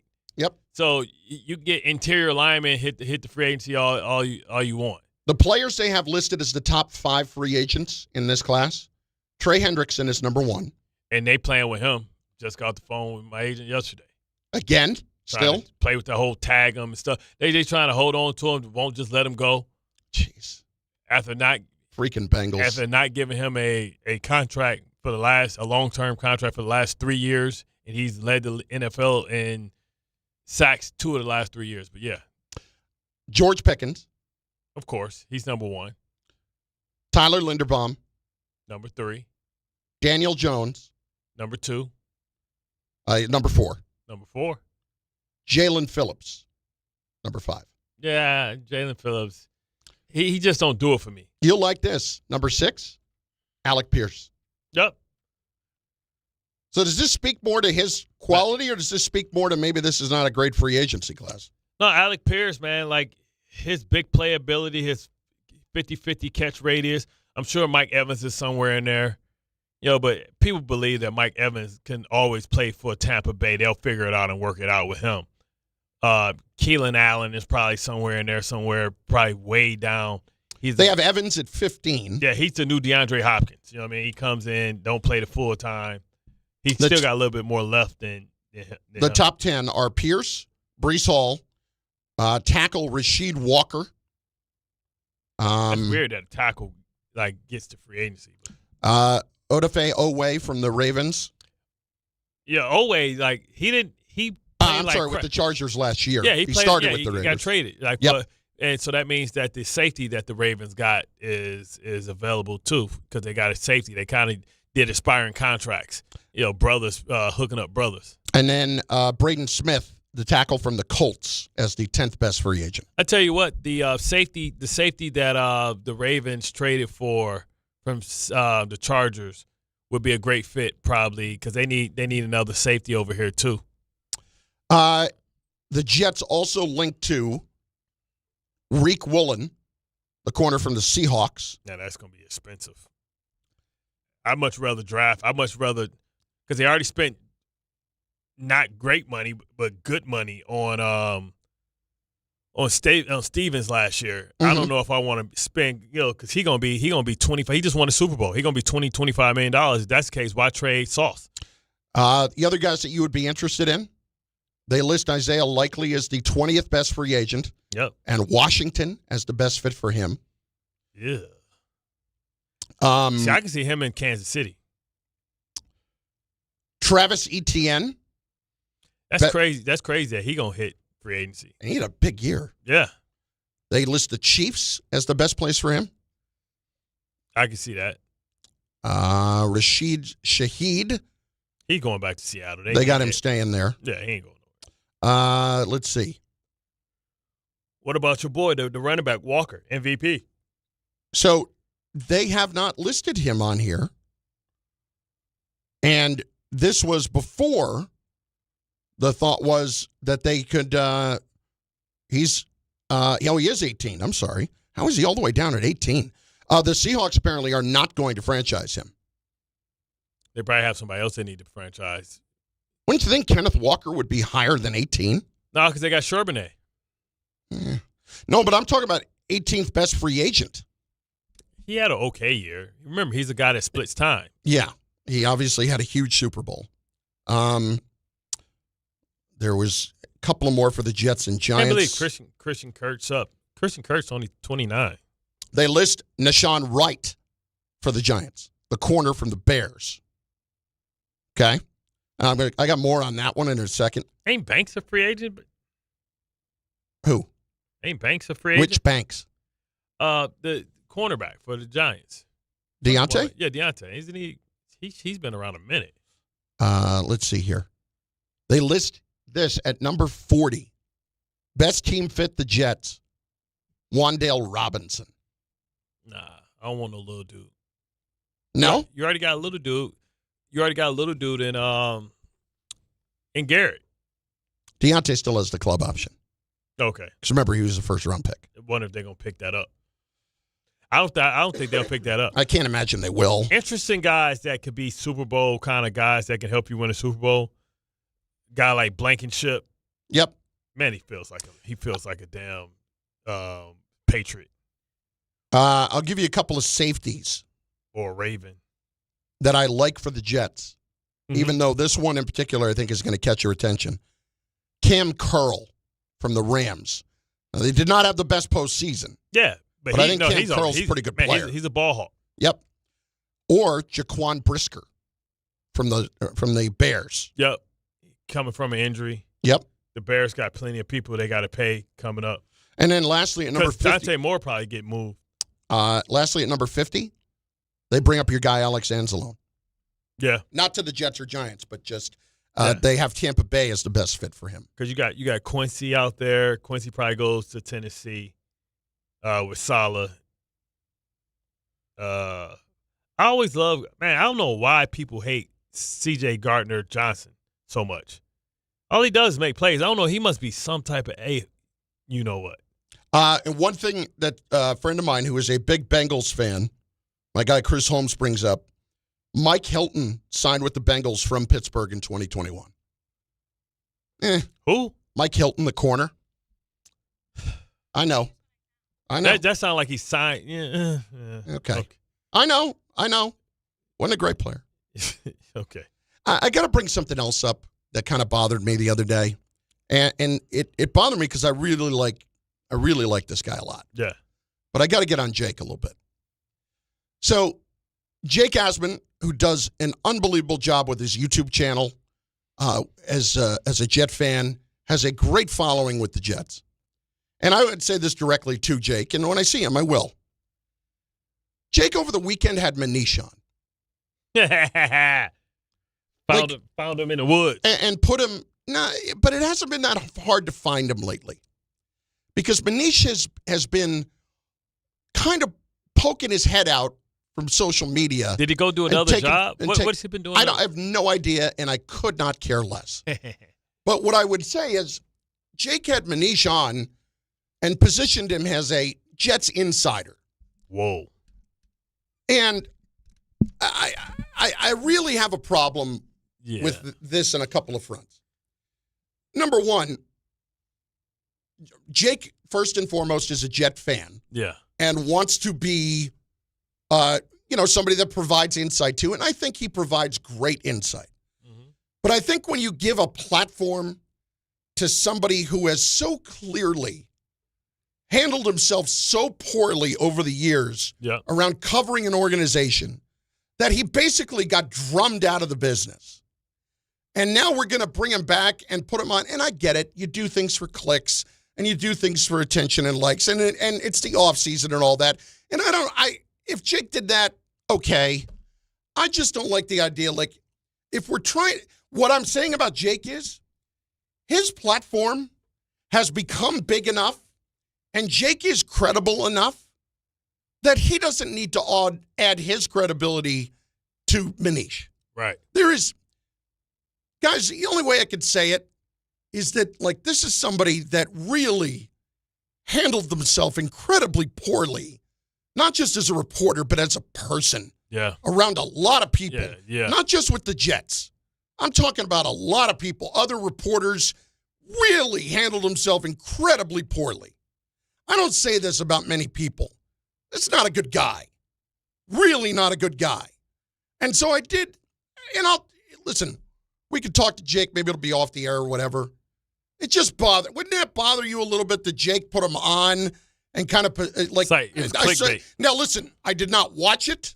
I don't know what was said. I know that Manish has been critical of the ownership lately.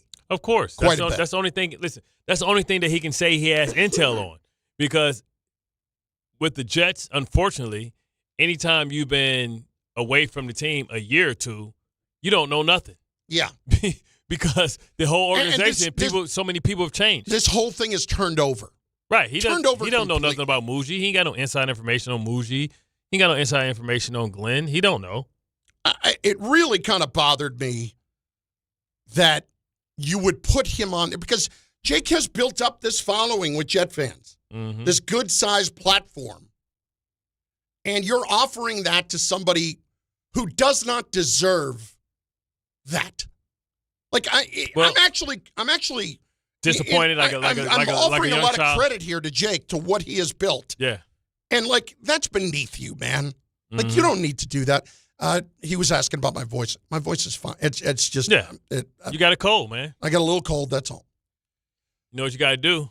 You got to go take a eucalyptus, put it in the shower, smell it all up, put some on your chest, put a little Vicks on your chest tonight. I tried one of those shower steamer things. Never tried. You didn't work with it? Didn't work. Like the little the things that dissolve. Yeah, bro. Doesn't work. Just go buy some eucalyptus leaves from Whole Foods and hang it in your shower. Put a rubber band around it, hang it underneath the shower, and let the water hit it. Hit you every day. Listen, just I'm going to try to give it a rest as much as I can, and it just started yesterday. I don't know what that's about. Just think, I've been on air for 13 years or 12 years. No, 9 years. Whatever. No sick days. Not once. Not once. NFL, never. You're going to try because you take such good care of yourself. You got to dope yourself up, man. See, here's what's funny is the other day, for the first time, and I do this during traveling season. Yeah. I will hit the emergency to be proactive about it in advance. Had it the other day. Next thing you know, sick 2 days later. Too late because you need stuff in your system 2-3 months, 60 days. 3 months to really be in your system, to really get in your system. If you read most stuff like glucosamine stuff for your joints and stuff like that, you got to get 60 days straight, baby. It got to be it got to be sitting in your system, saturated. You know what I mean? So you may not pay attention, but I always got if you see me eating something like a sweet tart, yeah, it's a zinc tablet, and it's true. But I take it all year. This morning. Black seed oil, tablets, and oregano oil. Black seed or flax seed? Black seed. What's black seed? Super drug. Super drug? Yeah, black seed, super vitamin. Black seed oil is really strong, and oregano is supposed to kill parasites, but oregano oil is supposed to be really, really good for your health. What do M&Ms kill? It feeds parasites and tapeworms. Everybody should go into RFK. That wouldn't be the craziest theory. Anyway. Did you listen to this dude? He's like, yeah, I used to do cocaine. He said something like cocaine off a toilet seat. I'm not worried about germs. Yeah, he said he didn't get COVID because they can't penetrate because his nose is so burnt up from the cocaine use. Oh my God. So yeah, way to go to teach us about health. Everybody get out there, start doing blow. Yeah. You don't want COVID, do blow. Anyway, my point about Jake is I almost think that's lowering yourself. It is. You know? It's kind of like... I really like Jake a lot. It's like doing reality TV. It's junk food. It's like inviting that type of circus, that type of crowd because it's clickbait. Most of reality TV has more credibility than Manish does. Yeah, this was clickbait. You know what I mean? I don't even want to accuse Jake of that. I don't know what the thought process was. Well, the fact is we're talking about it, so it's getting more attention. So I actually thought about this a couple of years ago. When I was doing the night show, and I kind of thought, he was still on the beat, and I had been absolutely destroying him at every turn. Why would I not put him on? And I actually thought about putting him on. Yeah. And then I thought, why am I giving that any kind of a platform to work with? Exactly. because you're looking to come back at this point, and all it's been have been little shots on social media at the Jets, which is fine. We take shots at the Jets all the time. Yeah, his not going to stand out no more than anybody else's. It's just that I don't. Just from what I know about this guy, and Jake, being a Jet fan, knows a lot of it too. And he knows that he came as somebody's kid, and that's unforgivable. You don't do that. You don't go up to someone's kid at a baseball game, which is what he did with Joe Douglas down in Philadelphia. Yeah, that takes a lot. I might have to put pause on you for that one, bro. But I can imagine him being out there like Rocky V. You heard me, punk. Touch me and I sue. Exactly. You better dog him. You gotta walk him. Exactly. He lost me for good when he made that comment on draft day of like the Jets will never use all these picks or I'll walk home. And then they did use all the picks. And he didn't walk home. And he didn't walk home. Like you couldn't even be a good enough guy to make something out of that. Make lie to yourself. Exactly. Jake is in the comments. I did not listen. You know what? Call Jake. Let's put him on. Explain your work. Yeah. The overwhelming feedback was positive, and I was pushing back a lot of what you said. All right. Maybe Jake's on the air on his show right now. I'm not taking shots at you, Jake. And what I am just saying is, like, you're better than that. We believe in you. You built too good of a platform for you to put a guy like that. What we were saying is, a guy like that doesn't deserve your platform. Yeah, and I like Jake. I really genuinely do. Bart Carlin, ESPN New York. There are a lot of reasons why people buy at Ramsey Mazda. It's their selection, it's their customer service, and it's their savings. Lease a new 2026 Mazda CX-30 2.5S Select Sport all-wheel drive for just $219 for 33 months. Start shopping now at RamseyMazda.com. Choose wisely. Choose Ramsey Mazda. Call 833-853-2970 for details. VIN TM105852. MSRP $29,530. Zero security deposit. Ends 3/2/26. Ox Spine at New York Presbyterian is always in pursuit of a better way to heal the spine. We're getting more people moving again with minimally invasive, non-surgical, and surgical treatments with innovative solutions for every back and spine condition and your unique needs. Expert spine care is available now across New York City and Westchester. Find a doctor at nyp.org/oxspine. Stay amazing. New York Presbyterian. Hi, this is John D'Agostino from D'Agostino & Associates, the injury firm. I've talked about how a construction accident took my father's leg. The heavy prosthetic he wore looked nothing like the high-tech limbs we have today. It was crude wood and metal, held together by bolts that dug into his skin and left painful ulcers. But the thing I remember about my dad is how he never complained. He put on his prosthetic leg and he went to work. He coached my baseball teams, danced, sang karaoke, and even loved to travel. He may have limped, but he always held his head up high and he lived with dignity. At D'Agostino & Associates, I spent over 35 years building a law firm that helps accident victims and those in need of their Social Security disability benefits. We fight till our clients get the money and dignity they deserve. So call us today at 1-800-BITE-BACK. That's 1-800-248-3222. We have offices throughout New York and New Jersey. So don't tell me personal injuries aren't personal. I know what they can cost a family. I've been there, and I'll be there for you. D'Agostino Law. Bite back. At City Harvest, we believe no New Yorker has to go hungry.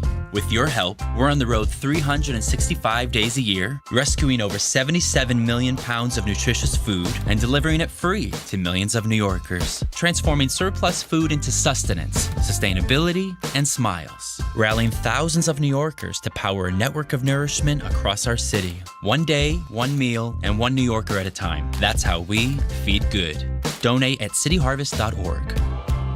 This is Rick Brunson, the assistant coach from the New York Knicks. I'll be driving to our games this season in style in my new Jeep Gladiator from Princeton Jeep. My friends at Princeton Jeep gave me all-star treatment, and you can expect the same thing. Just mention I sent you, and they'll treat you like family. Princeton Jeep has tons of inventory and great deals on new vehicles. Visit Princeton Jeep at 1045 State Road in Princeton, New Jersey, or online at PrincetonJeeps.com and tell them Rick Brunson sent you.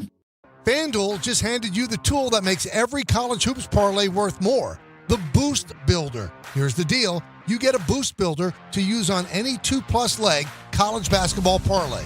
Start building your combo, add one leg, add another, because every leg you add increases your boost all the way up to 105%. You decide how far you want to take it. Just open your FanDuel app, choose your college hoops markets, apply your Boost Builder token, and watch that percentage climb with every pick you lock in. Head to FanDuel.com/local to get started. 21 plus and physically present in New York. Opt-in required. Minimum 2-leg parlay required. Bonus issued is non-withdrawable Boost Builder tokens. Restrictions apply, including any token expiration and max wager amounts. See terms at sportsbook.fanduel.com. For help with a gambling problem, call 1-877-8-HOPE-NY or text HOPE-NY 467-369.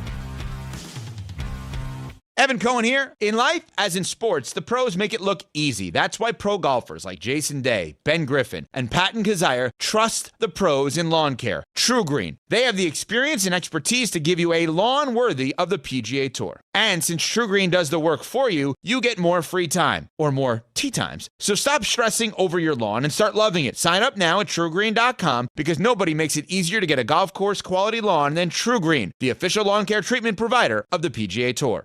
Progressive presents the Passionate Sports Fan Checklist. Signed jersey of your favorite bench warmer? Check.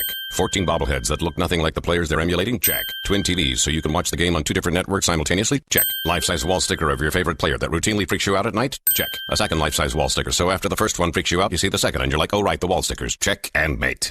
Bundle your renters and auto insurance with Progressive and save on protection for the things on your checklist. Get a quote at Progressive.com. Progressive Casualty Insurance Company affiliates and third-party insurers not available in all states or situations covered subject to policy terms.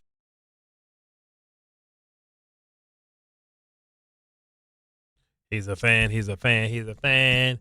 You get down. He's a 69 fan. Can't get it down. Jake's going to come on at 12:30 after his show. He's doing his show right now on YouTube, so we'll talk to him about that in a little bit. And again, this is more about the fact that, like Jake has built a really good platform, and I think you're cheapening it by putting somebody like that on. He might not care what I think, but got to tell you anyway. 800-919-3776. Game Time, brought to you by Tullamore Dew Irish Whiskey, because when it's game time, it's Tully time. No locals in action today. But Bart, 1 o'clock, 2-man bobsled. 2-man. I've been watching a lot of 1-man. I don't really like that. Do they have a 1-man bobsled? Yeah, it was right there on screen there is, 3. Yes, there is. In the women's, one of the U.S. women took home the gold. I didn't know we had a 1-man. Or one-person bobsled now. Anticlimactic, right? What do you mean? It's like you used to seeing multiple people drive a car. You know what I mean? It's part of the synchronized type of thing. You see one person, it's like, I just thought that's what the luge was. It's like, why don't you just run down and just, Last night I watched some of the ski jumping, and they go through 2 rounds. They get into the 3rd round. It was snowing. And they just said, it's over. 2 rounds, that's enough. Did they have swollen balls? Not that I noticed. Because remember, and you would think you would notice. Because remember, they said they were like shooting stuff in there. Yeah, no, I know. Huh. I did. Not that I noticed. What about you, Tom? Did you see a extra moose knuckle? Excuse me? When you was watching the ski jump, where did you check and see if anybody was cheating? Like an extra. I was focused on the distance of the skiers, not necessarily the exact details of what the skiers were doing. But that's the inside tee, right? The bigger the balls, the longer the jump. Well, they want to wear a bigger suit. Yeah, but they also want heavier. So it gets caught up in the wind. But they want heavier berries too. Yeah. I haven't looked into the science of it. Anyway, no locals in action today, as I said. Bobsled, 2-man, begins today, 1 p.m. And at 1:05, U.S. men's curling facing Italy. We got to pick something to bet on today. Are we doing it too early? Because it looks like that's Italy right there doing it. No, this is a replay. That's not Italy. Oh, that's the U.S. against somebody else. No. They were on the bottom. See, Italy right there on the top. Pursuit. Yeah. So that's speed skating. That's speed skating, yeah. They also play 2 games a day, I think, sometimes. Oh, is that true? Speed skating I found out a lot about curling over the weekend. Bob Valvano, who I did the game with, huge curling fan. Maybe we should go to the place and have a tournament. Can we get a sponsor? We did figure out there is a curling club nearby, supposedly. Yeah. Oh, I'm sure there is. They call them they call each thing an end.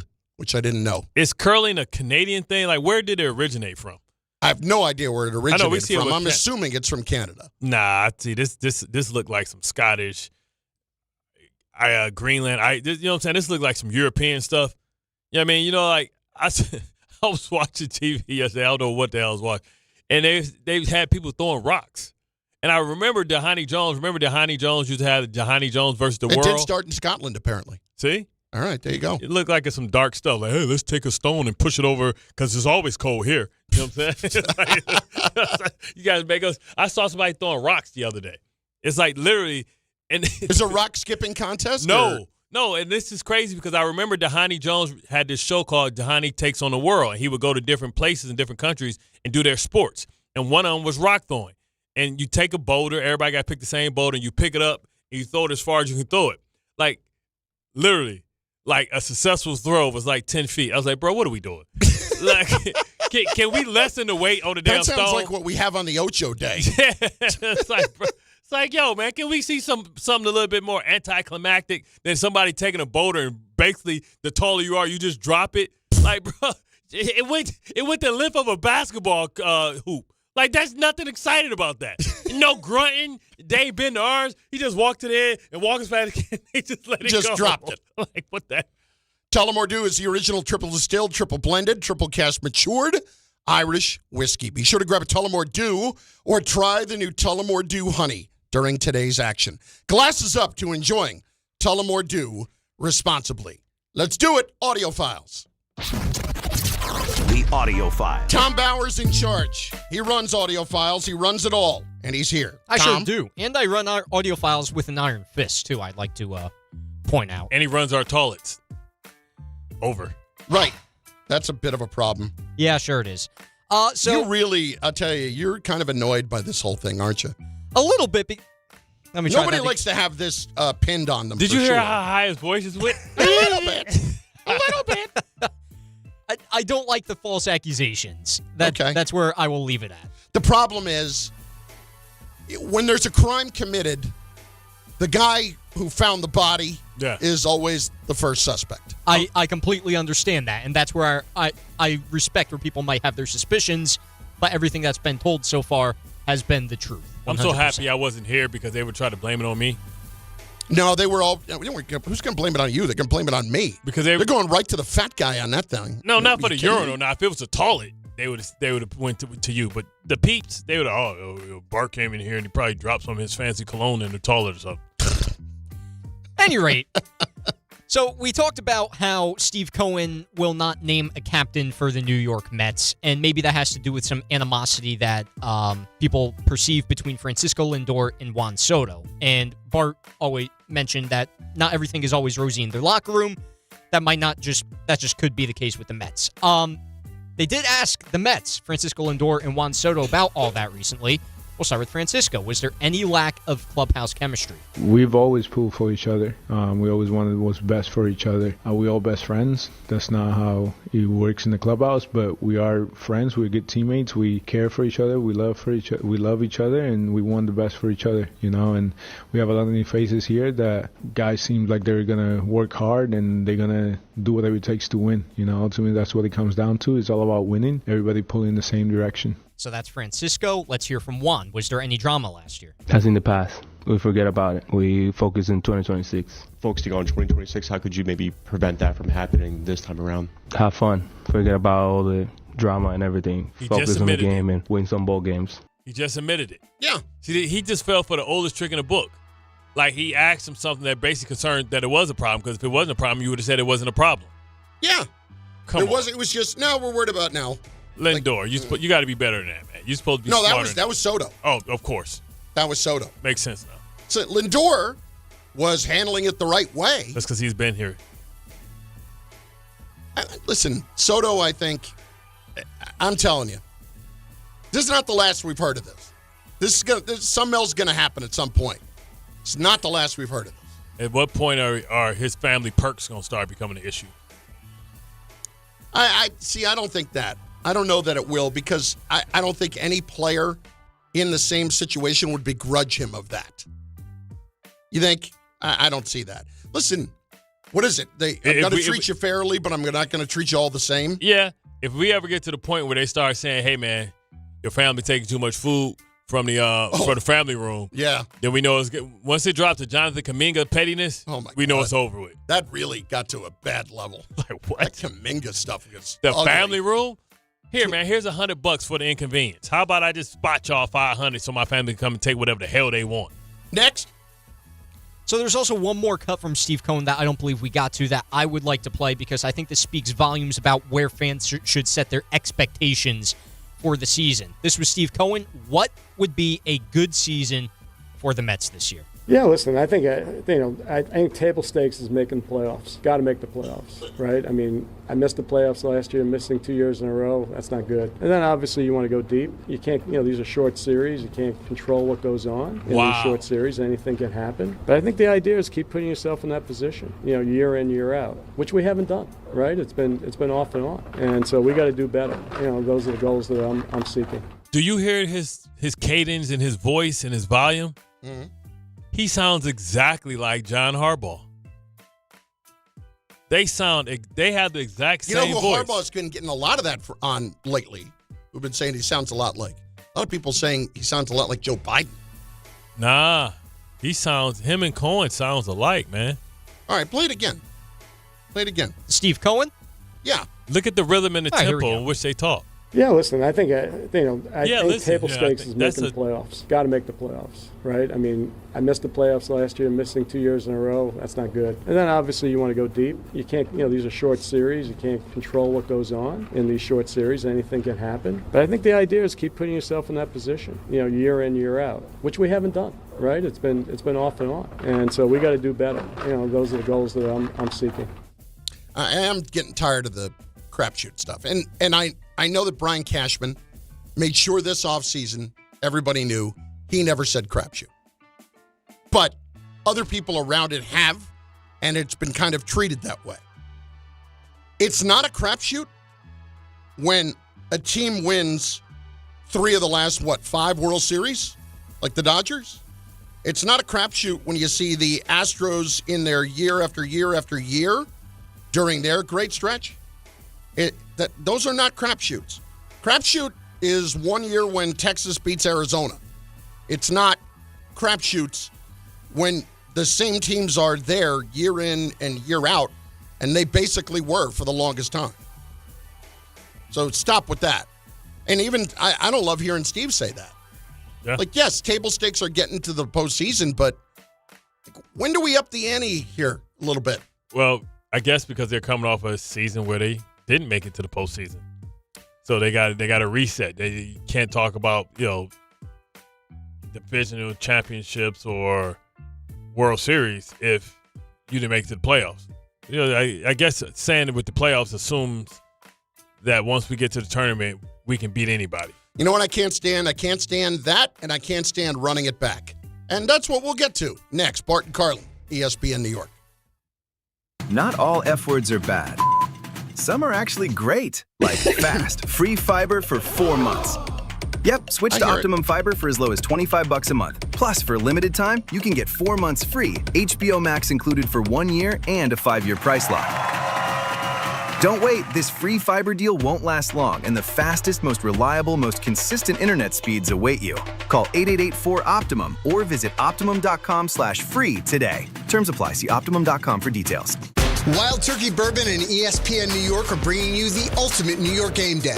2 games, 1 damn day. We're kicking things off on Saturday at Warehouse Wine and Spirits by GoPuff at 735 Broadway starting at 5 p.m. Stop by for Wild Turkey tastings, exclusive giveaways, and your chance to win an epic New York sports experience. Opening day energy in the Bronx, Knicks at night vibes, all in one unforgettable day. So grab your crew and experience Wild Turkey at Warehouse Wine and Spirits by GoPuff this Saturday. Must be 21 or older. Drink responsibly. 1-877 Cars for Kids. KARS Cars for Kids. 1-877 Cars for Kids. Donate your car today. Call 877 Cars for Kids to reach your friendly live agent. Donation's super easy and your car can be picked up by tomorrow. Call now or go to carsforkids.org. 1-877 Cars for Kids. Donate your car today. Did you know you can donate real estate too? If you've been injured on a construction site, then you need a lawyer who knows New York's unique labor laws. At the Parasman Firm, they have decades of experience handling construction accident cases and a proven track record of delivering huge results. Their team has already recovered nearly $1 billion for hardworking New Yorkers. From scaffold accidents to slip and falls and equipment failures, they've got your back. Call the Parasman Firm now at 718-WORKERS. That's right, 718-WORKERS, because your case is their cause. Get the justice you deserve today. Hey, it's Alan Hahn. Rings End is your locally owned Benjamin Moore retailer. They're your store for quality with a full line of brilliant and durable Benjamin Moore paints. They're your store for inspiration with thousands of colors and a variety of sheens. And Rings End is your store for expertise with one-on-one advice for contractors and homeowners. Insist on Benjamin Moore paint from Rings End because the gorgeous color you love can't be matched in another brand of paint. Listen, I know the mentality. You try to play through pain and walk it off. Push through one more day. But when it comes to neck pain, back pain, sciatica, or nerve pain, that's a losing game. That's when you call Dr. J. Shaw at Sandwell Pain. Dr. Shaw is one of New Jersey's top pain specialists, Ivy League trained, double board certified, and he focuses on non-surgical solutions that get real results. No cuts, no downtime, no dependence on pain meds. He builds you a custom game plan for you so that you can move better, feel better, and live pain-free. Same day or next day appointments are available. Visit SandwellPain.com. Stop managing pain. Start beating it. So, should we split the bill? But math is the worst. Not all math, because with New York Lottery's extra multiplier scratch-off games, you can multiply your winnings up to 200 times. Wait, multiply my winnings? Yeah, you take your winnings, then multiply those winnings up to 200 times. So all of my winnings times 200? Yeah, that. Oh. I've always said math's the best. Play for chances to multiply your winnings 30, 50, up to 200 times. Prizes up to $5 million. Please play responsibly. Must be 18 plus. Gambling problem? Call 1-877-8-HOPE-NY or text HOPE-NY. Empower. Ellie here is getting the sleeve she's always dreamed of. She worked with Empower and planned for her next move. So she got good at money. Now she can be a little bad. Oh, by the way, you spelled journey wrong. No worries. She can afford the cover-up, too. Ooh, check out my tat. It says, invest well, live a little. Start today at empower.com.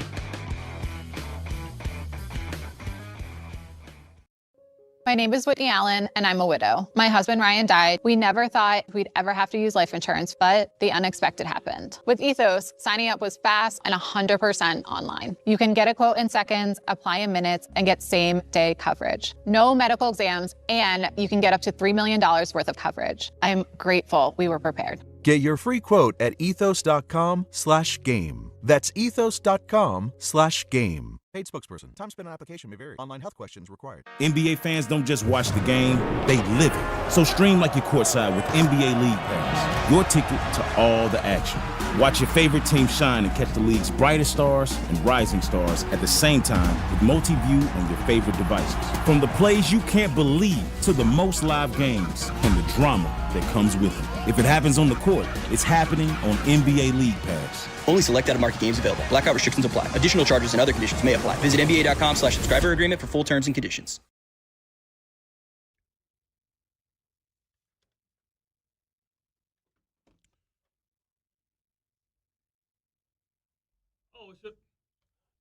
Okay, 3 into the 4. Snoop Doggy Dogg and Dr. Dre is at the door. You got to read. I got to read. You want me to go? You go. Me go. You go. You go. Okay. You wouldn't want to play the whole season on a bad knee and just hope that it gets better, right? So why would you do that in real life? If back pain, neck pain, or sciatica is slowing you down, you need to get in the game, get a real game plan. That's why you call my friend Dr. J. Shaw at Sandwell Pain. He's Ivy League trained, double board certified, no surgery, no pain meds, just precise non-surgical treatments designed to get you moving again. Same day, next day appointments are available. Most major insurances are accepted. Go to SandwellPain.com and get back in the game the right way. Bart Carlin, ESPN New York, and on the ESPN New York YouTube page. Go there, watch the show, subscribe, and comment in, well, the comments. Here is Aaron Judge from yesterday. Thoughts on the Yankees running it back? I love it. I don't know. People might have their opinions on it because, we didn't win it all last year. We fell short in the division series, but, we get a chance to bring a lot of those guys back. They're impact players. You bring back a guy like Cody Bellinger he can play all over the diamond. He can hit in the middle of the order for you. He can come with a big base hit when he needs to. You bring back Paul Goldschmidt, who's, been an MVP, played all over, and just what he brings inside that clubhouse, not only on the field, but in the clubhouse, he elevates, especially with the younger group we have, especially in the infield. You got a young core at the infield, and you have a guy like that can help him out. He's been there. He's done it. I'm excited. You just get another year of the young guys to develop. You bring back some big pieces, especially Trent Grisham, our center fielder, who had a breakout year. So I'm looking forward to it. And then you get to add G. Cole, down the road a little bit with some other guys. I like our chances. First of all, they're putting everything on Garrett Cole, which I understand that. I understand. It's a white whale, right? Yeah. I understand why you would feel that way, and you're expecting him to come back. Whenever it comes to this kind of thing with Tommy John, I never count on anything. Just come back bigger, faster, stronger, right? I thought that was the thing. Like, Tommy John makes you better. I mean, sometimes it does, but there have been. I'm not going to say he's not going to be better, but he's not going to be throwing the ball harder or doing anything better than he was before he had the surgery. But this is the thing, man. Like, when you look at what they potentially can have, they can have potentially the best rotation in baseball, which what we thought we were going to get last year, right? And force Max Fried into a position that he wasn't prepared for. But man, we talked about it, last year before the quarter mark or before the the 3/4 mark, and we were saying, man, where would the Yankees be without Max Fried, and how well did he play? Now, I know he didn't play well in the postseason, but man, did he show up and carry this team for years when they were for weeks when they were struggling. So you talk about that. You talk about if Schlittler can take his game to the next level, show consistency, and be able to see what that looks like over an entire time, with Judge setting the table for everybody. I mean, I know the old dudes kind of got slow for a little bit, right? They started off hot. Like Bellinger, Goldsmith, everybody was on fire. Then old people did what old people do. They wore down. They get tired later in the year. But that's where Cashman's going to have to come in, and maybe he makes the Tatis trade late at the trade deadline or something like that to get a team some juice to spark some stuff. But I love what Chaz did last year.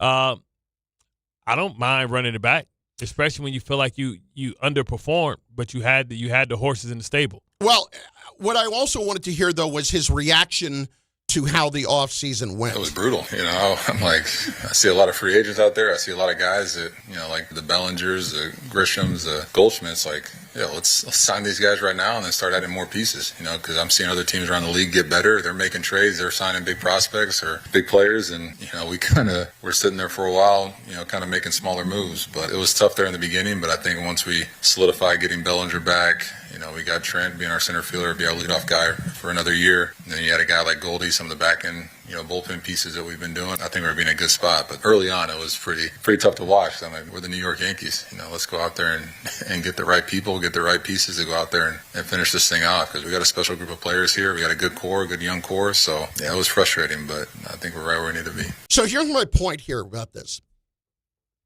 We're the New York Yankees. We're supposed to act a certain way. You're hearing from Judge right there what we have all kind of thought all along about how this is going. And I do wonder, when you're a player of that stature and you have signed here for the longest term, and I'm not saying he's going to try to get his way out or anything, I do have to wonder how annoying it gets when you see the Dodgers go and do what they're doing. Yeah, but it seems like the Dodgers were the only team that did that. I don't remember. But the Yankees were always that team before. Yeah, and after the big run, after 2009, where did that get them? They got them some bad contracts that they couldn't get out of because they overspent. And if they're going to spend and go get the big people, you know what they want? They want the years. Mm-hmm. And they've been burnt for the years. The end of that A-Rod contract, it's painful. Like, who's the guy they got from the Red Sox? That was like, Jacoby Ellsbury. Yes, man. You know what I'm saying? I'm like, damn. We were still on the air. We're like, he's still here? Yeah, exactly. So maybe they're exercising discipline because they've had to deal with the pain of dealing with those type of players. But when you're Judge, And it's a little different, okay? When you're Aaron Judge and you're staying with the Yankees and you get your $40 million a year, there is the expectation that they're not going to act like you're the only superstar that this team is going to have. For instance, when the Marlins gave Stanton all that money, you knew that was a matter of time, right? You knew it was a matter of time where he was either going to force his way out because they did not want to pay anybody else, or they were just going to turn around and trade him, knowing exactly what they were doing and just trying to do it for a good PR move, and then they'd move him in a year or two. The crazy thing is, Judge is grossly underpaid. When you start to look at everything, when you look at everybody else and what people like, he is. He's grossly underpaid. $40 million a year is underpaying him. He makes $20 million less than Dak Prescott. You know what I'm saying? Let that sink in. That's crazy. And he had to wait forever to get his money to begin with. And now you look at where Soto is taking it. Who's been and then where Shohei is taking it. Mm-hmm. It's like, hey man, I'm the one winning all these damn MVPs, brother. Like they might have to go. I don't know how often they're not tearing up the deal. I don't know how often in baseball, like we go back to the table, bro. Doesn't happen. Doesn't happen. Why? Because they're all guaranteed. You might need to get me up out of here, bro. And I need to renegotiate with my new team. Yeah, I know. I don't think that's going to happen, though. My point is, though, like if you're Judge and you're sitting there this offseason and you say one thing, we're running it back, that's great, but then you're saying the other of, we're waiting around there for a while and I was trying to bring our guys in and get other guys here. Yeah. Then what exactly are we doing? Like, which is it? But they got who they eventually settled for? Did they settle for Bellinger? No, I wouldn't say that. I would say that Bellinger kept thinking that he was going to get more money somewhere else, and they stayed firm on their contract offer. But was it better? Was it a better player out there that they were trying to get? They were never getting in on Kyle Tucker. Okay, that's where I was going. Yeah, they never really were. From everything we've seen, they never really were getting in on Tucker. So I guess my question is just like, you can sell me a little bit when you have Garrett Cole coming back. Yeah. But beyond that, miss me with the running it back when you're the Yankees. But I mean, like I know when you got this dude every 3 days. After you guys lost the AFC Championship game in 2009, did you think, we got to get better? Like, we need a little something here, we need a little something there. You're looking around during the offseason, what are we doing to get better? Or did you think, well, I was surprised. we were close enough. We're going to get over the hump. Well, I was surprised that they got rid of Faneca. Mm-hmm.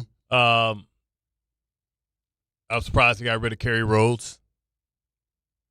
I knew what we were trying to do. Are you talking about the first AFC Championship? Yes. I was surprised that we ran it back with. I was surprised that we went out and made the move for like Cromartie, especially after the one who missed the tackle and then refused to tackle, and we made fun of him.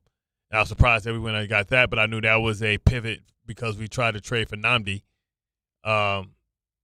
which probably would have worked out worse.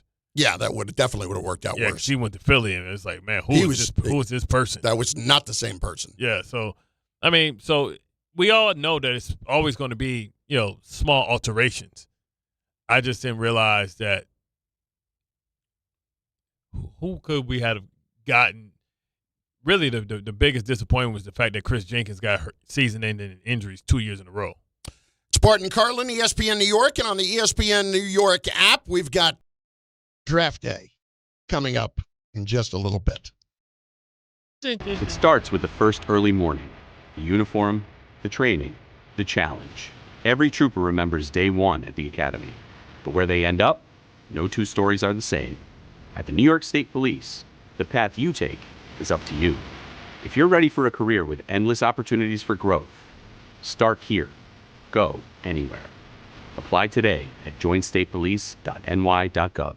This is Rick Brunson, the assistant coach for the New York Knicks. I'll be driving to our games this season in style in my new Jeep Gladiator from Princeton Jeep. My friends at Princeton Jeep gave me all-star treatment, and you can expect the same thing. Just mention I sent you, and they'll treat you like family. Princeton Jeep has tons of inventory and great deals on new vehicles. Visit Princeton Jeep at 1045 State Road in Princeton, New Jersey, or online at PrincetonJeeps.com and tell them Rick Brunson sent you.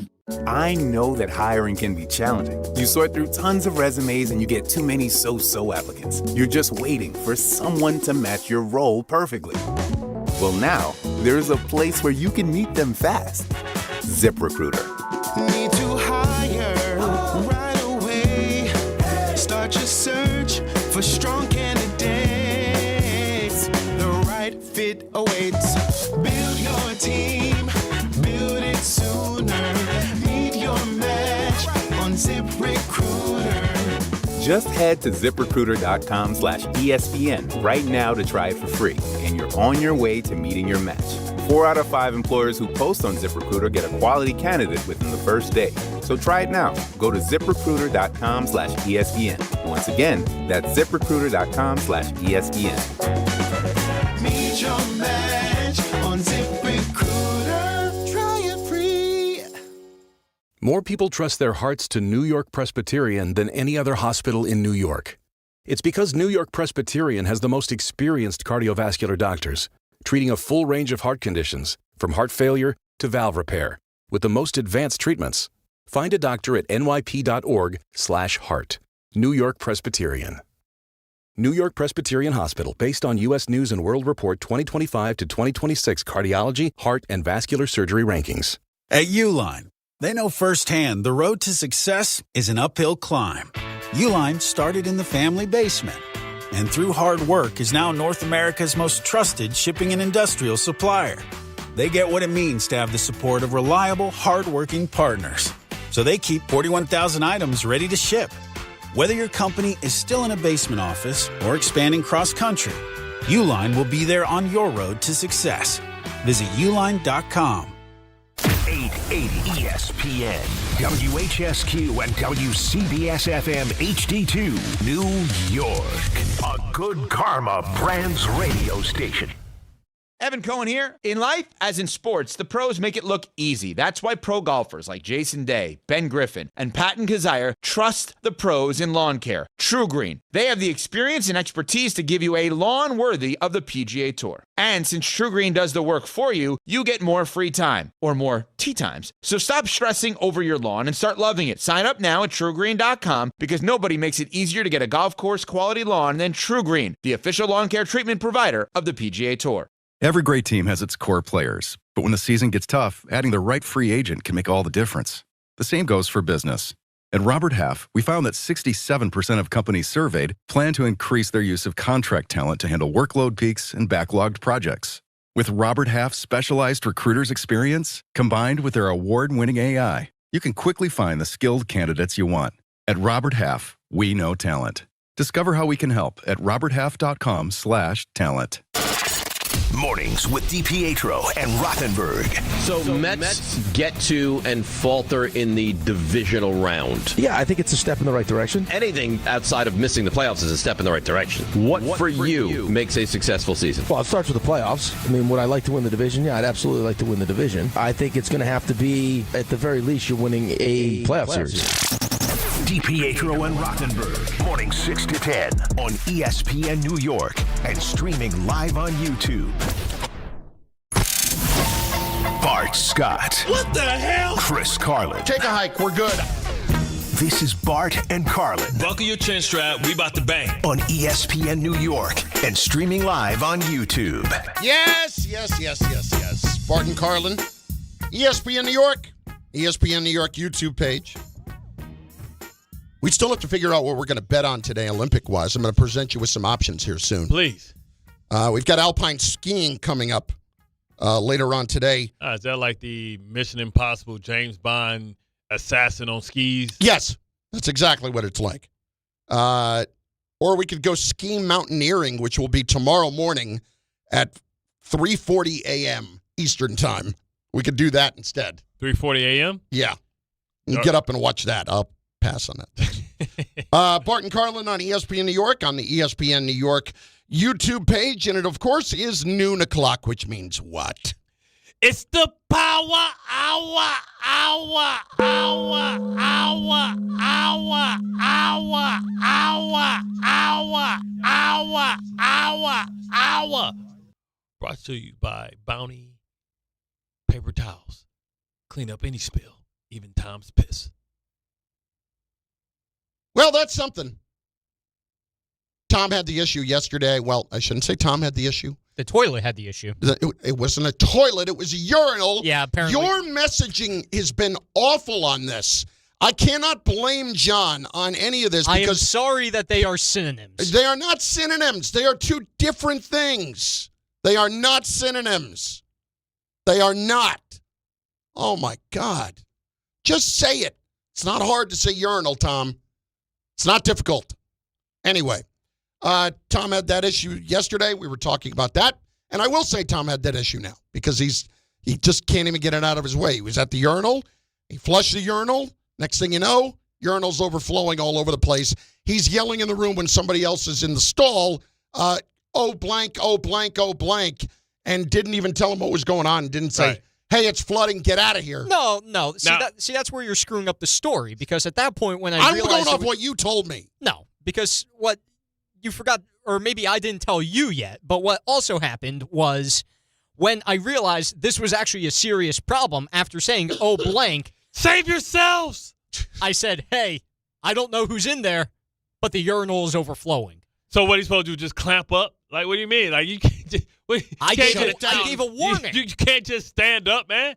Like, listen, this is the thing. If it starts flooding from you going from the urinal to washing your hands that fast, you think this dude can clamp, wipe, and stand up in enough time before having to walk through water? Well, see, that's a personal problem for whoever was in the stall. That's not my issue. That's an issue caused by you. Now, you got this dude with a turtle head sticking out, you know what I'm saying, trying to figure out how the hell he going to make it back without marking up his underwear. Well, listen, have you ever heard the game The Floor is Lava? You just got to figure it out from there. Wow. I watched that thing on Netflix once, and I was like, it doesn't really do it for me. Like, you have to not touch the floor. I get it. Okay. Or you die. Yeah. But you really don't die. The floor's not actually lava. But you have to let our listeners know that stall is the farthest thing. You got to walk through the door where the water is coming. The urinal is in front of the door. So it was a lose-lose. Once it hit the ground, it was already a place where he couldn't touch it. It was lava. Again, the warning was made. Anything that happens after that, tell me this, Tom. I can't control. Tom, when that happened, did you at least open the door and put the thing underneath so the door could stay open so he wouldn't have to try? Because how he going to get out if he got to step close enough to grab the door? I can't. You can't jump. You can't jump through a door that's closed. There's no door stop there, so I can't do that. Wow. This comment coming in on the live chat from the ESPN New York YouTube channel where you should be subscribed. The real ham for free. Content filler. Somebody save us. You're damn right it is. We're not going to even deny that at this point. Absolutely. When that happened yesterday, I'm sorry, that's going to be talked about on the air. And Tom's, when you're the guy who finds or who is there when it happens, it's immediately going to get pinned on you. So at any rate, we're trying to come to the bottom of that whole situation, but Tom seems to be, completely stalling everybody and not wanting anybody to get to the bottom of it. So whatever that's about, I don't know. We will also discuss, as we have throughout the course of the show, the comments from Steve Cohen yesterday regarding the Mets, the captaincy, and why, in fact, he will never allow there to be a captain. In case you missed it, this is what he had to say yesterday. As long as I'm owning the team, there will never be a team captain. Really? Okay, that was my decision. My view is the locker room is unique, and let the locker room sort it out year in, year out. And so. So you're not saying that there'll never be one? No, there'll never be a captain. Oh, there'll never be a captain. There'll never be a captain. Okay. When did you make that decision? I've felt that way all along. Really? Yeah. The thing is, Bart, I go back to last year, and there was a video that leaked right before David Wright Day. And it ended up on the internet, on Twitter or whatever. And I think it was probably on there for an hour or two before it got taken down. And it was a video that was produced by the Mets video department that was honoring David Wright while kind of including Francisco Lindor in it, which made many of us think that the Mets were considering making Lindor the captain following right and almost handing it off that day. But for whatever reason, that didn't happen. And when you hear about the Soto-Lindor relationship, I have to start to wonder as to why that didn't happen. And then you hear Cohen now say this, like, there's never going to be a captain as long as I'm here. Well, how does that make any sense whatsoever? When did you make that decision? Because you've owned the team for a long enough time where that should have been already, if that was your belief, we should already know that was your belief. So it seems like something you're making up on the fly. And why are you making it up on the fly? Who are you trying not to offend? And if you're saying that the locker room would always decide, then why wouldn't you let the locker room decide? It doesn't make any sense to me whatsoever. And it makes me – and the locker room in baseball rarely decides that kind of thing. But I just think that the locker room does decide it kind of metaphorically when you know who the leader of the group is. And so if Soto was not necessarily in love with the idea of Lindor becoming captain, you're going to tell me he didn't have the ability to shoot that down? I kind of think that he might. Not that he wants to be captain, but he may not have loved the idea that that Lindor was going to be. He doesn't seem like the guy that wants to be out front himself. No, I don't think he wants to be. Like he wants the responsibility. Like when he was in San Diego, it was really Machado. When he was with the Yankees, it was Judge. Aaron Judge. And here's the thing. He went into those situations where those guys already were. And Lindor was there too, but he didn't go in there as a free agent. He got traded there. So it's almost like he couldn't dictate any of the terms. Yeah. I don't think he ever wanted to be captain. I will 100% admit that I'm recklessly speculating when I say this. But that's because Cohen switched up, and we don't understand what the switch up is. Why announce this? It feels like an odd hill to die on, doesn't it? It would never be a captain. Like, what if somebody becomes a generational talent for you in the next 5 years, and he becomes a lotto stud, and you're going to say he doesn't want to be the captain? It doesn't make any sense to me whatsoever. It really doesn't. Then there's the Jets and Giants with free agency right around the corner, but today being the first day that you can officially slap the franchise tag on players, there's been discussion around whether or not the Jets are going to do that with Breece Hall. It certainly feels like they should, whether it's franchise or transition tag, and how that would play out. Yeah. I don't know what the benefit is now of letting Breece Hall walk when you had the ability to trade him away and you chose not to. Yeah, for a fourth-round draft pick, which, for somebody that you're going to cut the next year and not re-sign, is a pretty decent piece that you can move around up and down the draft board with. It doesn't make any sense to me whatsoever. So I would expect them to do that. There's a free agent list out today from ESPN.com of the top 50 free agents and what the best fits for them are. And Tyler Linderbaum is listed as third on that list as a best fit for the Giants. Now, speaking of franchise tags, you would expect him to get franchised. Yeah, he ain't going nowhere. There's no way in hell. They already got problems at the right guard spot. You're going to make your line even weaker with Lamar Jackson by creating two holes, especially somebody that you've drafted and has lived up to the expectations. So, no, I don't anticipate that. But it's weird and odd that, people believe that Wan'Dale Robinson is like a great potential pickup. If he's such a great pickup, why the hell are the Giants letting him go? Yeah, I wouldn't pay him. Why wouldn't you cut Slayton? You want to pay him $15 million a year? Yeah, but what are you paying Slayton? 12. Okay. 12 is a new 15. But, I mean, here's the thing to me, is that I'd rather pay Robinson the 15 than Slayton the 12, but I don't want to pay either one that money, period. I mean, went over 1,000 yards. He has connection with your young quarterback. You're going to get Malik Neighbors back. I mean, you have the ability to draft one, unless you're saying, hey, we're going to draft our number 2 receiver. If that's the case, hell, you might as well start looking at Slayton too to save some money, and then get Slayton out of there and bring a guy like Keenan Allen. If the Giants were going to draft their number 2 receiver at number 5, mm-hmm. Would you do that if you're the Giants, or would you go somewhere else when you're drafting up that high. I mean, when I think about who do I spend early draft picks on, for me, it's receiver, it's pass rusher, it's corner, it's left tackle, and it's quarterback. Because if you're going to spend top 5, top 10 pick, you got to go to the places where the positions are more expensive than the others. And right now, receiver is the new $30 million spot. Mm-hmm. So I think you got to do that. Now, if they cut Slayton, they don't really save any money. They don't lose any money, but they don't save any money. It only creates about $160,000 worth of cap space. Yeah, this year, but next year you're projecting again. Yeah, it goes way out there. His cap number for this year is 15.9. Would you expect him to trade Thibodeau this offseason? When his number is 14.7. They'll hold on to Thibodeau until the trade deadline. They're going to try and provide this defense with as much resources as they can, to try and figure things out. I don't see them trading Thibodeau because, once again, why pick up his option? Yeah. If you're just going to trade him. Then when you want to trade him, then everybody know that you have to trade him or want to trade him, so then they take advantage of you. It's Bart Carlin, ESPN New York, and on the ESPN New York YouTube page, listen, it's February. It's one of those months, and it's no basketball, damn it. We're coming off of the damn Super Bowl, and we're coming off the All-Star game. So, but we're not going to lie about what we're trying to do.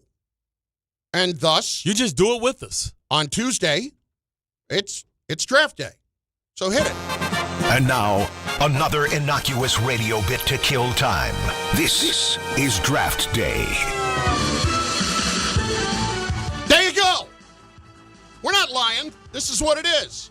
Tom Bauer has determined today that we are going to be drafting for what, Tom? The dumbest things to do at a sports game or sporting event, however you want to phrase it. Now, this is inspired by what? This is inspired by a story that you told from your trip to Iowa State this weekend, where there were some individuals who decided to put themselves in full body paint for the game, and you thought they were out of their mind, and also, it was their first time doing it. They had no idea what they were doing, it sounded like. I don't know why I asked Tom to just tell the story that I had, but I did. Basically, Bart, I was at Iowa State over the weekend for Iowa State, Kansas. Iowa State students, whole body paint in stripes too, gold and this red color, all the way down. They get the permanent paint that won't wash off. Well, I don't know, but there's a bunch of them lining up, and they're all in the front row, and I'm just fascinated by this. So I went over and asked him, as we were waiting to talk to T.J. Otzelberger, the Iowa State coach, how long does it take to get off? And he may have given me the most college answer I've ever heard. I don't know. We've never done it before. And then there was another kid down the line wearing a T-shirt, and he painted the T-shirt up and down his entire body as opposed to his actual body, Smart which kid. made me point to him and say, "You're a wuss." Well, so at least he's a smart kid. Well, he's a smart kid, or, I called a guy a wuss who might have a skin condition or something. I don't know. Alopecia. He did laugh about it, but, Here's the thing, man. If I would ever see my kid on TV like that, I would think I had failed once to show my kid how to be a cool kid. Yep. But I feel like I raised a dork. Okay. So what are the dumbest things that you can do to when you attend a sporting event? What are the dumbest things that you can do when you attend a sporting event? So we're going to draft that. Yeah. Tom, have you determined the draft order? Yes. Bart, I think, came to a good determination, sort of won the draft we did last week about the top winter sports you'd want to watch at the Olympics. So I will have Bart go first. I'll have Chris go second. I will go third, and we've got Julian on the board today. He wasn't here last week, so I'm going to have him go fourth, so that way he gets a better acclimation of what's going on here. Yep. Dumbest things that you can do at a sporting event. That's what we're drafting today. Number one, with the first pick, I'm going to select getting caught on the kiss cam with your side piece. That's a pretty good one. That's a pretty good one. And as we've seen, it doesn't have to be a sporting event. It could be a concert. Yeah, it's been powerful men that have been brought to their knees because of that. Yeah. The cam is all over the place. They can see you anywhere, baby. It's just too easy to get caught. And that's a great point by you. And it's a major problem for that guy. Like, the Super Bowl made a commercial about you, bro. Yeah. That's how bad that is. Lost everything. All right. So that's your first pick. Yep. First pick. That's a good one. I'm on the clock, and I'm going to take getting too drunk too early. If you are tailgating beforehand and you overdo it and your day is shut down before you even make it to the game, you are in big trouble. I was at the Indy 500 last year in 2025. They had a weather delay. People had been drinking since 6 in the morning. They were all passed out before the race even started because of the weather delay. What was this, the Preakness? No, exactly. This was worse. And they were getting sick all over the place. To me, it's the worst thing you can do. You ruin your entire day if you go too much too soon and you don't even make it inside. That, to me, is amateur hour. Yep. That is absolutely my pick at number 2. Tom Bauer up at number 3. I'm glad you made that selection because that may or may not have happened to me 2 years ago. But it was at a worse event. It was Monmouth University and Fordham football. Yes, yes, yes. That was a fun tailgate. Well done. Well done, Tom. Along those lines, with my first pick, I'm going to be taking getting drunk and starting a fight in the stands. Because there is nothing worse that you could do than, one, harm another individual for just absolutely no reason or because they root for another team. Yeah. And two, it's getting yourself arrested and not being allowed back into any sporting venue and possibly getting something on your record. So here's the thing. I've known guys who aren't drunk who have gotten in fights there. So do you need that qualifier of getting drunk at a sporting event? Because I said getting drunk and getting into a fight, at least from what I see on social media, that's what it looks like most people do. Okay. I guess I'm splitting hairs there, and I really shouldn't do that. Well, to quote Adrian, win. Because you get your ass kicked in front of your kids or your girlfriend, they'll never respect you again in your life. That's a bad scene. That's a bad scene. All right. Let's go. Julian, you're up. I'm surprised this one fell to me. I'm glad. My number 1 is stealing a ball from a kid. Oh, that's right. That's a good one. No, that's where I was going. That's where I was going next. That's a really good one. That's a really good one, Julian. Football, baseball, we've seen some jerks do that too. Yeah. And then the team throws the ball into the crowd. Yeah, then the team has to go give him a bat, official bat. Yep. Guy goes over, rips it out of the air in front of the kid's face. Yeah. You've even seen some guys. I saw one woman last year who kind of rubbed it in the kid's face that she had done that. That's a very good one, Julian. Go. It's a snake draft, so you still are up with your next pick. Goes back to you. Oh, he was not prepared for the pick. He's not prepared like Minnesota. He's going to lose his pick. I have faith in Julian. So for my second pick here, I'm going to go holding a sign the entire game. Like, I want to be on TV. I brought my sign. I'm just holding it up, blocking everyone else from seeing the rest of the game. Yeah. I mean, did they even allow you to do that anymore? I don't know. Maybe in Duke. Maybe so. I feel like that's definitely happened to people before because I've seen people just obnoxiously hold the sign like a few rows in front of me, and I want to go up to them and kindly ask, hey, put your sign down because no one cares about it. At that point, somebody's just got to go up and rip the sign up like John Belushi grabbing the guitar in Animal House and smashing it and just be like, sorry. And that might go into what I said with getting into a fight with somebody in the stands. Yeah, there you go. Okay. So up to you, big fella. Is it me or is it Tom? Oh, it's Tom. It would be me who is next. Flood the toilets? No. But I am going... You're not going to let that one go. I don't think anybody is. Not my fault. I'm going to say streaking on the field or the court. Just stupid and upon stupid, dumb. and people don't even get on TV for it anymore because the cameras will just cut away. Yeah, but you're the doing guy it for nothing. But the guy who did it made a place to bet for $300,000 that somebody would do it. He put the decoy out there, then he went out there so that he can get maximum signage. And even though the cameras may not get it, people are going to get it on the pictures and the still frames. I think he made $374,000, paid a fine, and also had a website on his chest for the Super Bowl. Well, I mean, how many people did get to see it? Well, everybody saw it the next day. Okay. Because they had still shots of it. Okay. And everybody with their camera phones, and everybody got close-ups, and all the photographers from the magazines, from the national media, is going to put it in print the next day. So Bart disagrees with your take there. All right. I'm just saying that's a weak pick. Right? Okay. That's not a weak pick. That's a great pick. Somebody just did it last week and made $374,000 because they bet. And guess what? That sounds like insider trading, so that might have to be investigated. But they had to pay him. They had to pay him. All right. I'm up. This might be a cop-out, but I'm sorry. The whole painting your whole body a certain color and going shirtless in a game in the cold, you're a moron. You're just a moron. Like, what is that about? Yeah. How does that help the team? Like, what does a player look at that and think when they look up into the stands and they see somebody shirtless with their entire body painted the colors of your team? Yeah. I think that's pretty dumb.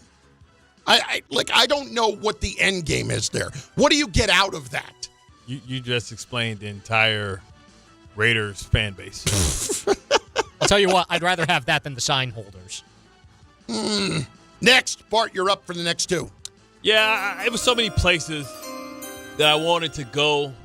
But I guess when I think about it, I wanted to quote the great Hakeem from Coming to America. Yes, it is you. This is the greatest day of my life. The worst thing you can do, man, is try and shake a man's hand in the bathroom because you recognize, especially if he's a celebrity. Like, bro, I just grabbed my penis. I do not want to touch hands with anybody for the next 20 minutes. Great.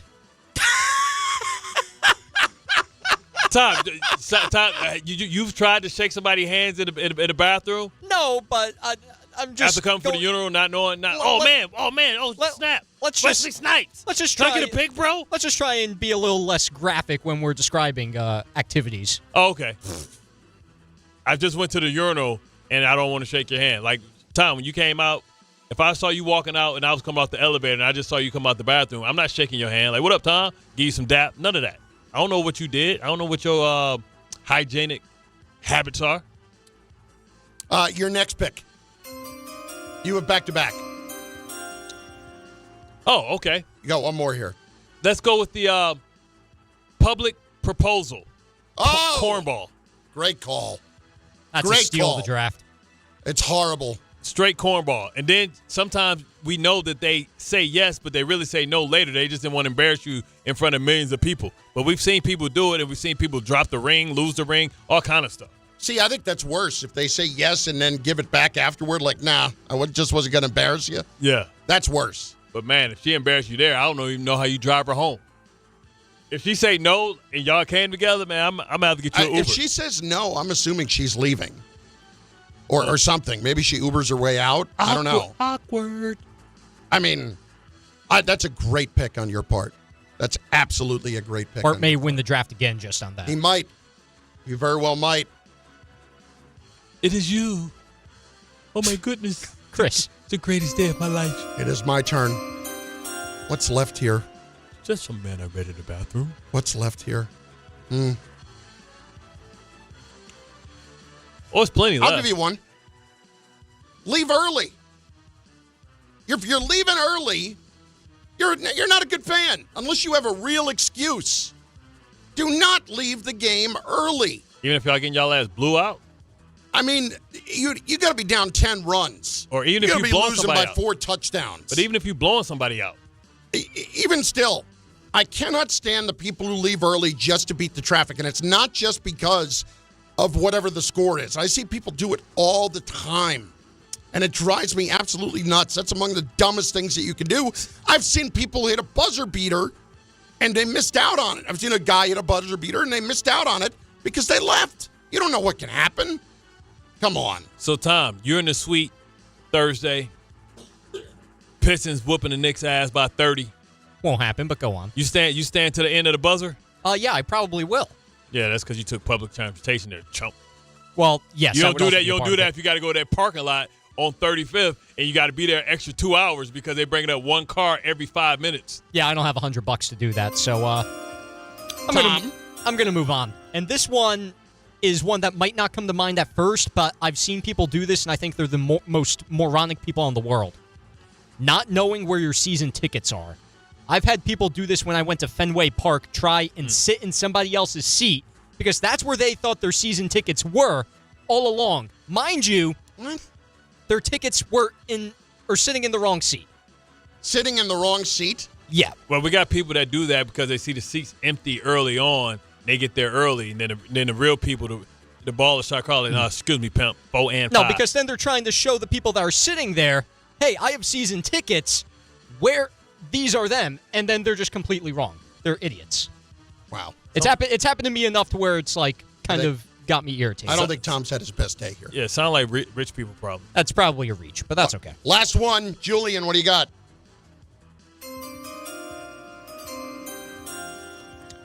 This is going to be somewhat unique because it's golf-based, but it's a player. So when you drive in a golf tournament, they have the crowd be quiet. Oh, I the hate second they drive, someone just screams something. Put it in the hole. Put it in the hole. Get in the hole. Get in the hole. Put it in the hole. Or Baba like Booey. a par 5. Which I don't mind. They're not going to make it. Yeah. They're just screaming it. Yeah, just that's to be pretty heard. stupid. Put it in the That's hole. pretty stupid. And like you're willing it in. That is pretty stupid. It is specific to golf, but that's a fair point. That's a fair point. It's enough to annoy the hell out of me. I don't think this was our best. I got to be honest. I don't know that we run down our teams again here. I'm pretty happy with my draft. Bart probably won. He said getting caught on the kiss cam with the side piece, shaking someone's hand in the bathroom, and a public proposal. Chris, drunk before getting to the game, painting your body and going shirtless in the cold and leaving early. I had getting drunk and fighting in the stands, streaking, and not knowing where your season tickets are. That was probably a weak pick. It was the last pick that hurt you. You were good the first two. Yeah, I was. I should have went with something else, but whatever. Julian had a great one to start, stealing a ball from a kid, holding a sign the entire game, and then screaming during action. I got to go either Bart or Julian here with the last. Julian's first two picks were excellent, and the last one was pretty good too. Yeah, but it was so specific that it. I'd probably go Bart here. I mean, because you could have went with like forgetting where you parked. So I took issue with Jake Asman earlier. He's going to join us next on ESPN New York. Monkey Sports, built by players for players, is your one-stop shop for hockey, baseball, lacrosse, and more. Find top-name equipment and expert in-store services like sharpening, break-ins, and relacing. Shop in-store at Monkey Sports in Farmingdale or Woodbridge or online for all the top brands. Whatever your sports, Monkey Sports gets you game ready fast. Monkey Sports, where athletes shop. There are a lot of reasons why people buy at Ramsey Mazda. It's their selection, it's their customer service, and it's their savings. Lease a new 2026 Mazda CX-50 2.5 S Select all-wheel drive for $219 for 33 months. Or buy with 1.9% APR financing for 36 months. Start shopping now at RamseyMazda.com. Choose wisely. Choose Ramsey Mazda. Call 833-853-2970 for lease details. VIN TN466016. MSRP $32,010. Zero security deposit. APR $28.60 per month for $1,000 financed. Ends 3/2/26. At City Harvest, we believe no New Yorker has to go hungry. With your help, we're on the road 365 days a year, rescuing over 77 million pounds of nutritious food and delivering it free to millions of New Yorkers, transforming surplus food into sustenance, sustainability, and smiles, rallying thousands of New Yorkers to power a network of nourishment across our city. One day, one meal, and one New Yorker at a time. That's how we feed good. Donate at cityharvest.org. FanDuel just handed you the tool that makes every college hoops parlay worth more, and it's called the Boost Builder. Here's the deal. You get a Boost Builder to use on any 2+ leg college basketball parlay.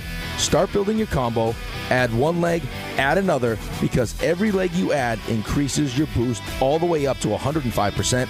You decide how far you want to take it. Just open your FanDuel app, choose your college hoops markets, apply your Boost Builder token, and watch that percentage climb with every pick you lock in. Head to FanDuel.com/local to get started. Must be 21 and older and physically present in New York. Opt-in required. Minimum 2-leg parlay required. Bonus issued as non-withdrawable Boost Builder tokens. Restrictions do apply, including any token expiration and max wager amounts. See terms at sportsbook.fanduel.com. For help with a gambling problem, call 1-877-8-HOPE-NY or text HOPE-NY at 467369. Hi, I'm John D'Agostino from D'Agostino & Associates, the injury firm. You know what's interesting about the words personal injury? The first word is person. And at D'Agostino & Associates, that word means everything. That's because I handpick every person in our firm, from the pleasant professional person who answers your call to the experienced person litigating your case in court. Because every person in my firm is an extension of me, and the only way to exceed our clients' expectations is to deliver the highest level of personal service every single time. And that starts with hiring the right people. You see, we know that every client is a person too, someone going through the toughest time in their lives and deserves to be more than just a file number. At D'Agostino & Associates, we put the person back in personal injury. So call 1-800-BITE-BACK. That's 1-800-248-3222 and ask for me, John D'Agostino. And let's talk about your case, person to person. D'Agostino, law, bite back. 17th ranked St. John's goes for its 12th straight win when they visit Marquette. Coverage begins tomorrow at 8:40 on 880 ESPN and the ESPN New York app. Rich Eisen here. As you all know, I care deeply about pediatric cancer research and awareness. That's why I'm proud to talk about Hyundai Hope on Wheels. For over 27 years, every Hyundai sold has helped fund life-saving pediatric cancer research. Together with over 850 dealers nationwide, they've raised more than $277 million, supporting over 25,000 kids in their fight against cancer. At Hyundai, hope isn't optional. It comes standard. Visit HyundaiUSA.com and search Hyundai Hope on Wheels to learn more. Empower. Pete's back on the links with all new golf clubs and hopefully less swearing. Dang, sliced it. He worked with Empower to help him get good at money so he can be a little bad. Heads up! Oof. Talent sold separately. Guy said these were slice proof. At least he has money for lessons. Invest well, live a little. Start today at empower.com.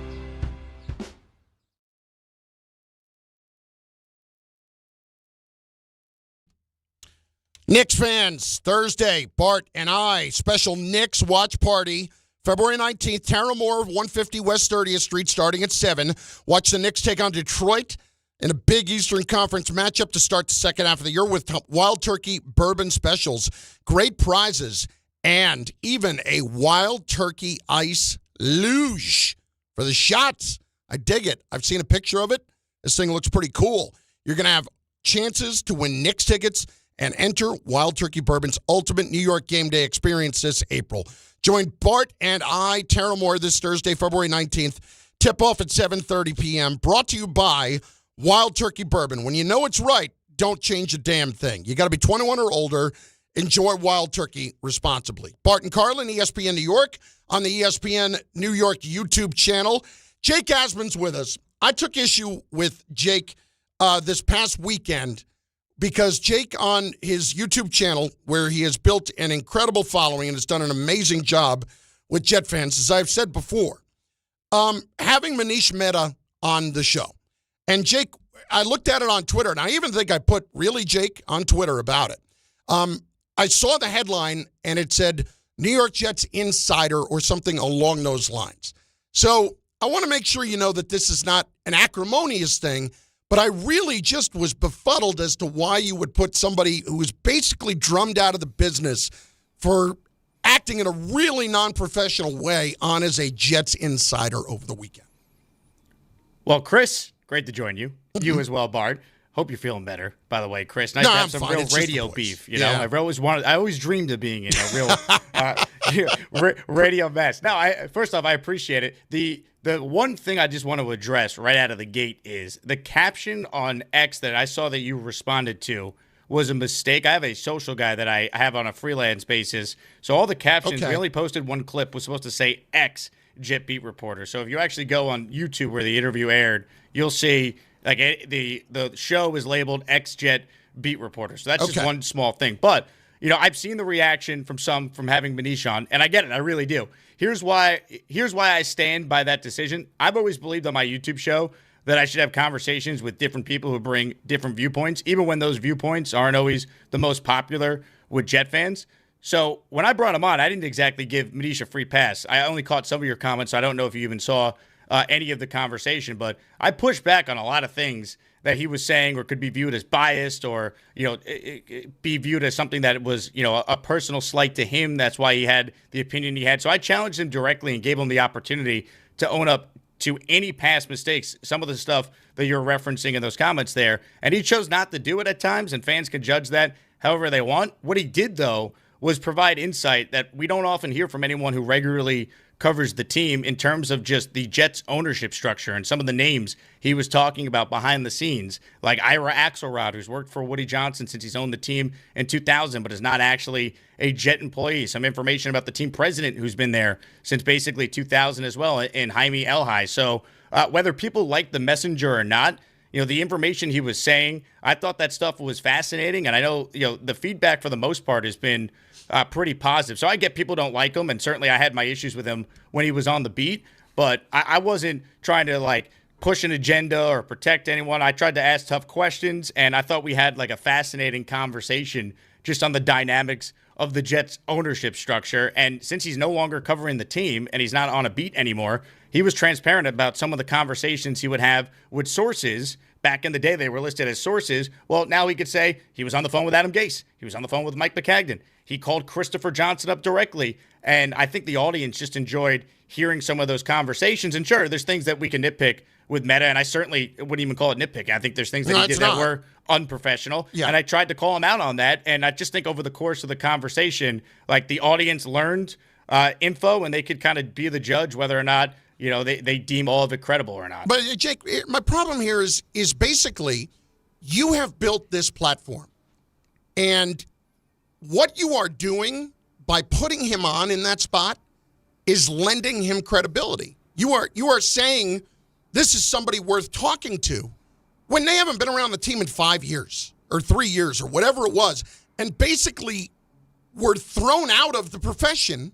He hasn't gotten another job because of how he handled himself. And not there were plenty of interpersonal problems with other reporters, with people all along, but just with a professional lack of ethics, period. And I think you're almost boosting him a little bit there. It's not whether or not you push back on things that he said. I don't really care what he said. I didn't watch it. And the reason is because to me, that's a guy with no credibility when they've been drilled out to begin with. So I don't take anything he says seriously, period.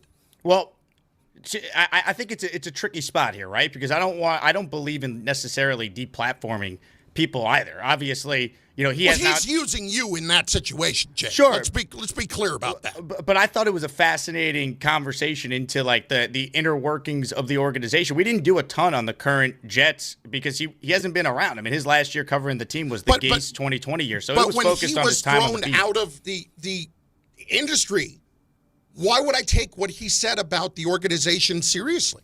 He really has nothing to lose at this point. He may as well just say whatever the hell he wants, which, listen, I wouldn't have been shocked if that's what happened at times when he was doing it.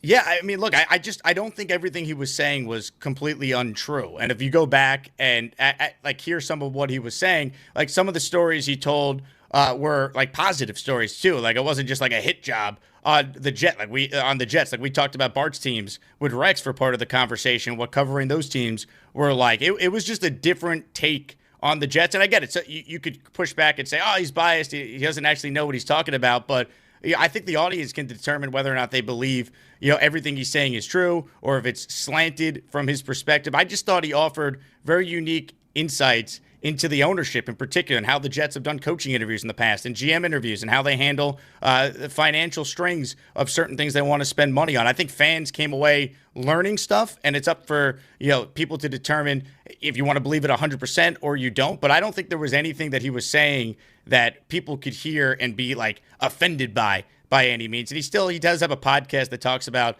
the current NFL, so he's still up to date on the league, but mostly we just spent the conversation talking about the past and not the current. So at no point should he have ever been listed as a current Jet insider. It should have said on any social post, including the one you responded to, and it does on YouTube, ex-Jet beat reporter, because that was really the focus, his time on the beat and the issues the Jets have had from an ownership standpoint the last 15 years.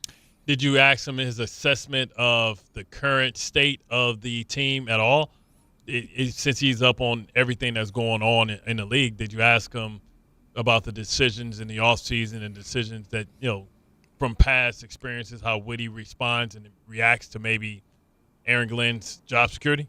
Yeah, absolutely. And he actually has a personal relationship he was talking about with Aaron Glenn. Bart, when Glenn was brought in by Mike Tannenbaum as a scout, he told a story about how he played a pickup basketball game with Mike Tannenbaum, some other members of the Jets, and Glenn was one of the people on the team that, guarded him and shut him down. And he said Aaron's a good guy, and I questioned why he took the approach he did with the media, for example. So we did talk about the current team a little bit, but the big takeaway from the conversation was just more about how the Jets keep finding themselves in this spot and what exactly is ownership's role in all of that. And he's talking about how he had conversations with Chris or other people in the organization during that time, or like Adam Gase would call him, or Mike McCagnon or John Izek or Rex, and he told some Tannenbaum stories. So that was really the focus of the conversation, not basically trying to give him a platform as like a current expert on the state of affairs with the Jets, because he's not. It was just something different for the audience during a slow time before the combine next week. Listen, I understand that part of it for sure.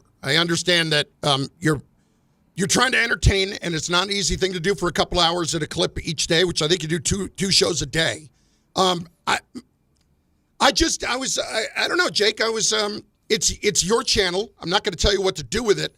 I just was disappointed that this was somebody that we were going to lend credence to after everything we know over the years. Well, let me ask you, Chris, do you think that he doesn't have any insights into the organization? You think every story he's ever made? No, I'm not saying he's made everything up.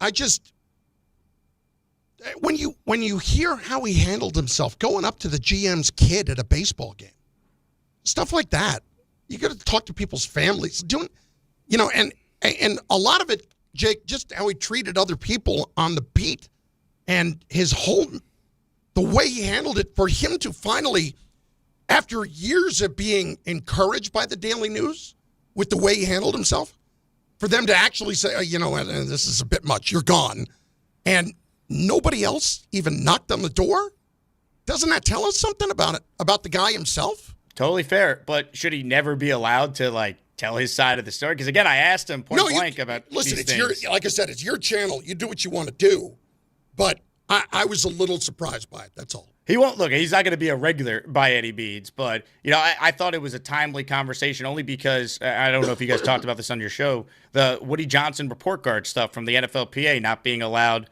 publicly, and the Jets were the only team whose owner got an F a year ago. So It was kind of playing into that. So it was mostly ownership focused, very little to do with the current team, and more about just his time covering the Jets on the beat. So, but again, Chris, I obviously understand where you're coming from, and believe me, as a fan of the team who now works in media and gives opinions on the team, I didn't always love everything Manish wrote and didn't like the ethics of some of the things he said, but he did own up to some of what he believed were mistakes that he made. And when I tried to push back on the Joe Douglas stuff that you just referenced to, he chose not to say anything about it and kind of talked around it. So all I could do is ask the question and give him a chance to respond, I felt. Yeah, no, listen, that's fine. Listen, we can go back and forth on this. We obviously feel differently about it. Thing is, for me, Jake, is that I really respect the platform and everything that you have built, and that's why that caught me off guard. Because there are some people who, when they show you who they are, believe them. And I believe who Manish has shown us for him to be, and I felt like that cheapens your product a little bit. That's all. Look, it's totally fair criticism. I know not everyone is going to agree with it. I was actually surprised that the feedback was more positive than negative, but that kind of comes with it when you have someone that's that polarizing. Because again, I'm the idea that I brought Manish on and said, "Oh, here's the greatest Jet reporter ever." No, I never thought it was that. But personally, just when I saw the name, I'm like, I'm out. I don't need to listen to what he has to say. Yeah. But anyway, listen, Jake, thanks for popping on for a few minutes, buddy. No problem, Chris. I hope you feel better. And Bart, you're going to be feeling like Chris Thursday night around, I don't know, maybe like 10-ish, 10 o'clock after the Knicks put some whoop ass on the Pistons. I'm just saying. Good luck. Be good, Jake. Thanks. You got it, guys. Thanks for having me. Take care. That's Jake Asman. I was thrown off by that the other day, and he admitted that not admitted, but one of the guys put up the wrong thing. I cannot see Jets Insider. That's a tough one for one of the social team to put up by mistake. Always blame it on the guy. No, I believe him, and like I said, I like Jake a lot. No, me three. Yeah, but listen, he has people talking his conversation, and he has people that may not know about his platform, that knows about his platform, and may want to go back and make the opinion and assessment for themselves. Bart Carlin, ESPN New York. Be part of it isn't just a slogan. 2026 season tickets are on sale now, and this is your chance to join the tradition and legacy of the New York Yankees. Purchase a plan and enjoy the best seat locations, significant savings, and flexible payment options. Plans start at just 9 games. Log on to Yankees.com, call 212-YANKEES, or email seasontickets@Yankees.com. For 2026 Yankees season tickets, email seasontickets@Yankees.com today. 1-877 Cards for Kids. KARS Cards for Kids. Call 877-CARS-4-KIDS to reach a friendly live agent. Donation's super easy, and your card can be picked up as soon as tomorrow. Call us now or go to carsforkids.org. That's cars with a K. 1-877 Cars for Kids. Donate your card today. Did you know you can donate real estate too? Not all F words are bad.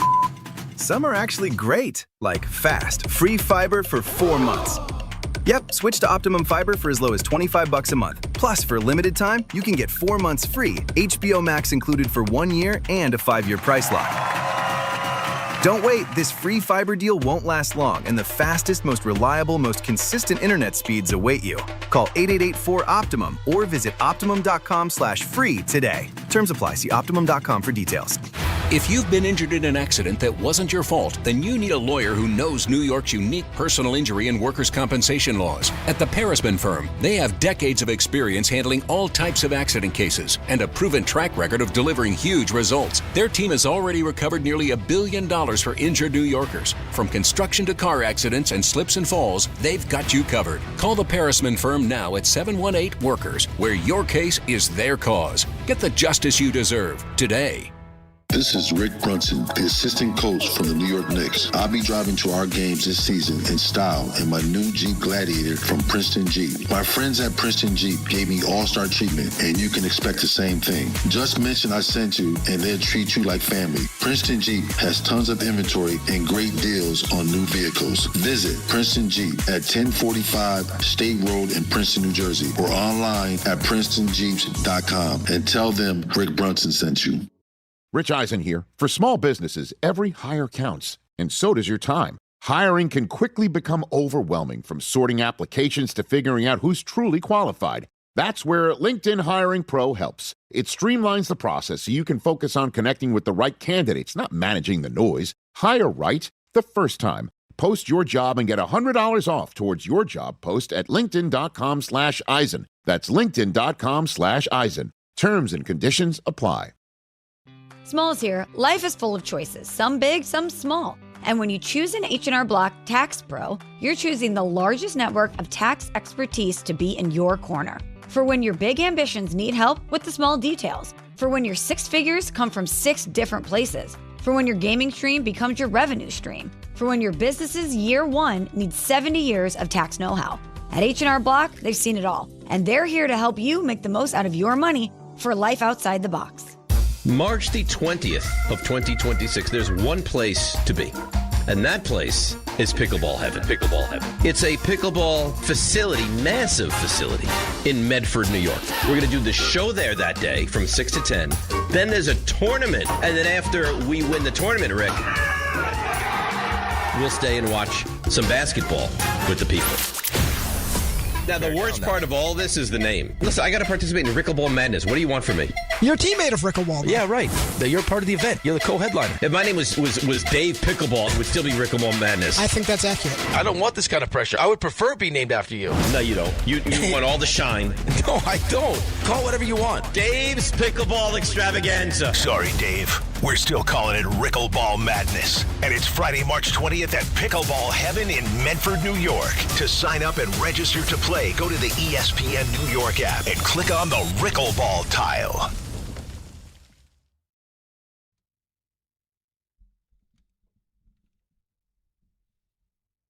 Somebody just lit Bart's fire. Hey, man, I'm moving to Puerto Rico. Do you get out there and no, I've never been. You do anything like that? No, I don't know how to salsa. I want to take lessons, though. There's so many different steps and stuff you got to do. You take salsa lessons for 5-10 years. Still don't know all the steps. Man, there's so many different steps to it.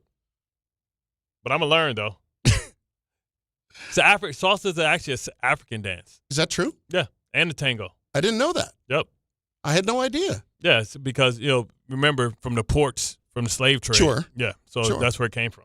Bart Carlin, ESPN New York, and on the ESPN New York YouTube page, we get the dog's first vet appointment today. This afternoon. That's good, though, right? Because it's the cleanup, right? From the shot. It's a shot pass out of heat? She's still in. No, I think she's still in heat. Mm. So we adopted a dog about a week and a half ago. She's 2 years old. Sweetest dog ever. But she's in heat. She had been spayed recently, but it was in the middle of her being in heat. And now I got a problem. You walk into that doctor's office, and you got dogs all over the place going nuts. Bend that letter growl, and I go talking to the comment page. You come back and be humping. Here's the thing. We called yesterday. Hey, do you want us to come in when she's in heat? Because if she's in heat, you're going to have 9 billion dogs in the office going nuts. Yeah. I don't think we need that. It's like Carlin. I don't need that. It's like Carlin in high school, uncontrollable. No, if it was like Carlin in high school, there would be nothing happening. Absolutely nothing. Still don't mean it wasn't a party in your pants. Yeah, and I was the only one invited. Michael Kay is in the house. He is coming up in just moments right here on Bart Carlin, and I want to reassure him, or following Bart Carlin, I want to reassure him that I am not sick. This is just my voice fading. It happens every year without fail. Right around this time of year, the temperature changes a little bit. The other day, I go to Iowa. It was 60 degrees in Iowa when I got off the plane. Yes, the hot front is finally coming out here. That's what's coming out here. It's like 61 degrees in Chicago yesterday. Yeah, I got off the plane, and I basically had no jacket on in the parking lot. So whenever the temperature changes like that, it's always going to mess up my voice. So everybody just relax. Michael's going to be here, and I know he's going to be annoyed about it, but I am going to wipe everything down right now as we speak. Good talk. Tuesday with Don, Hahn, and Rosenberg. Reaction to Aaron Judge's comments on the Yankees offseason. Early on, it was pretty tough to watch. I mean, we're the New York Yankees. Let's go out there and get the right people, get the right pieces to go out there and finish this thing out. Don, Hahn, and Rosenberg today at 3 on ESPN New York and streaming live on YouTube. Gold prices are soaring, and silver is near an all-time high. If you want to get cash in your hands for your old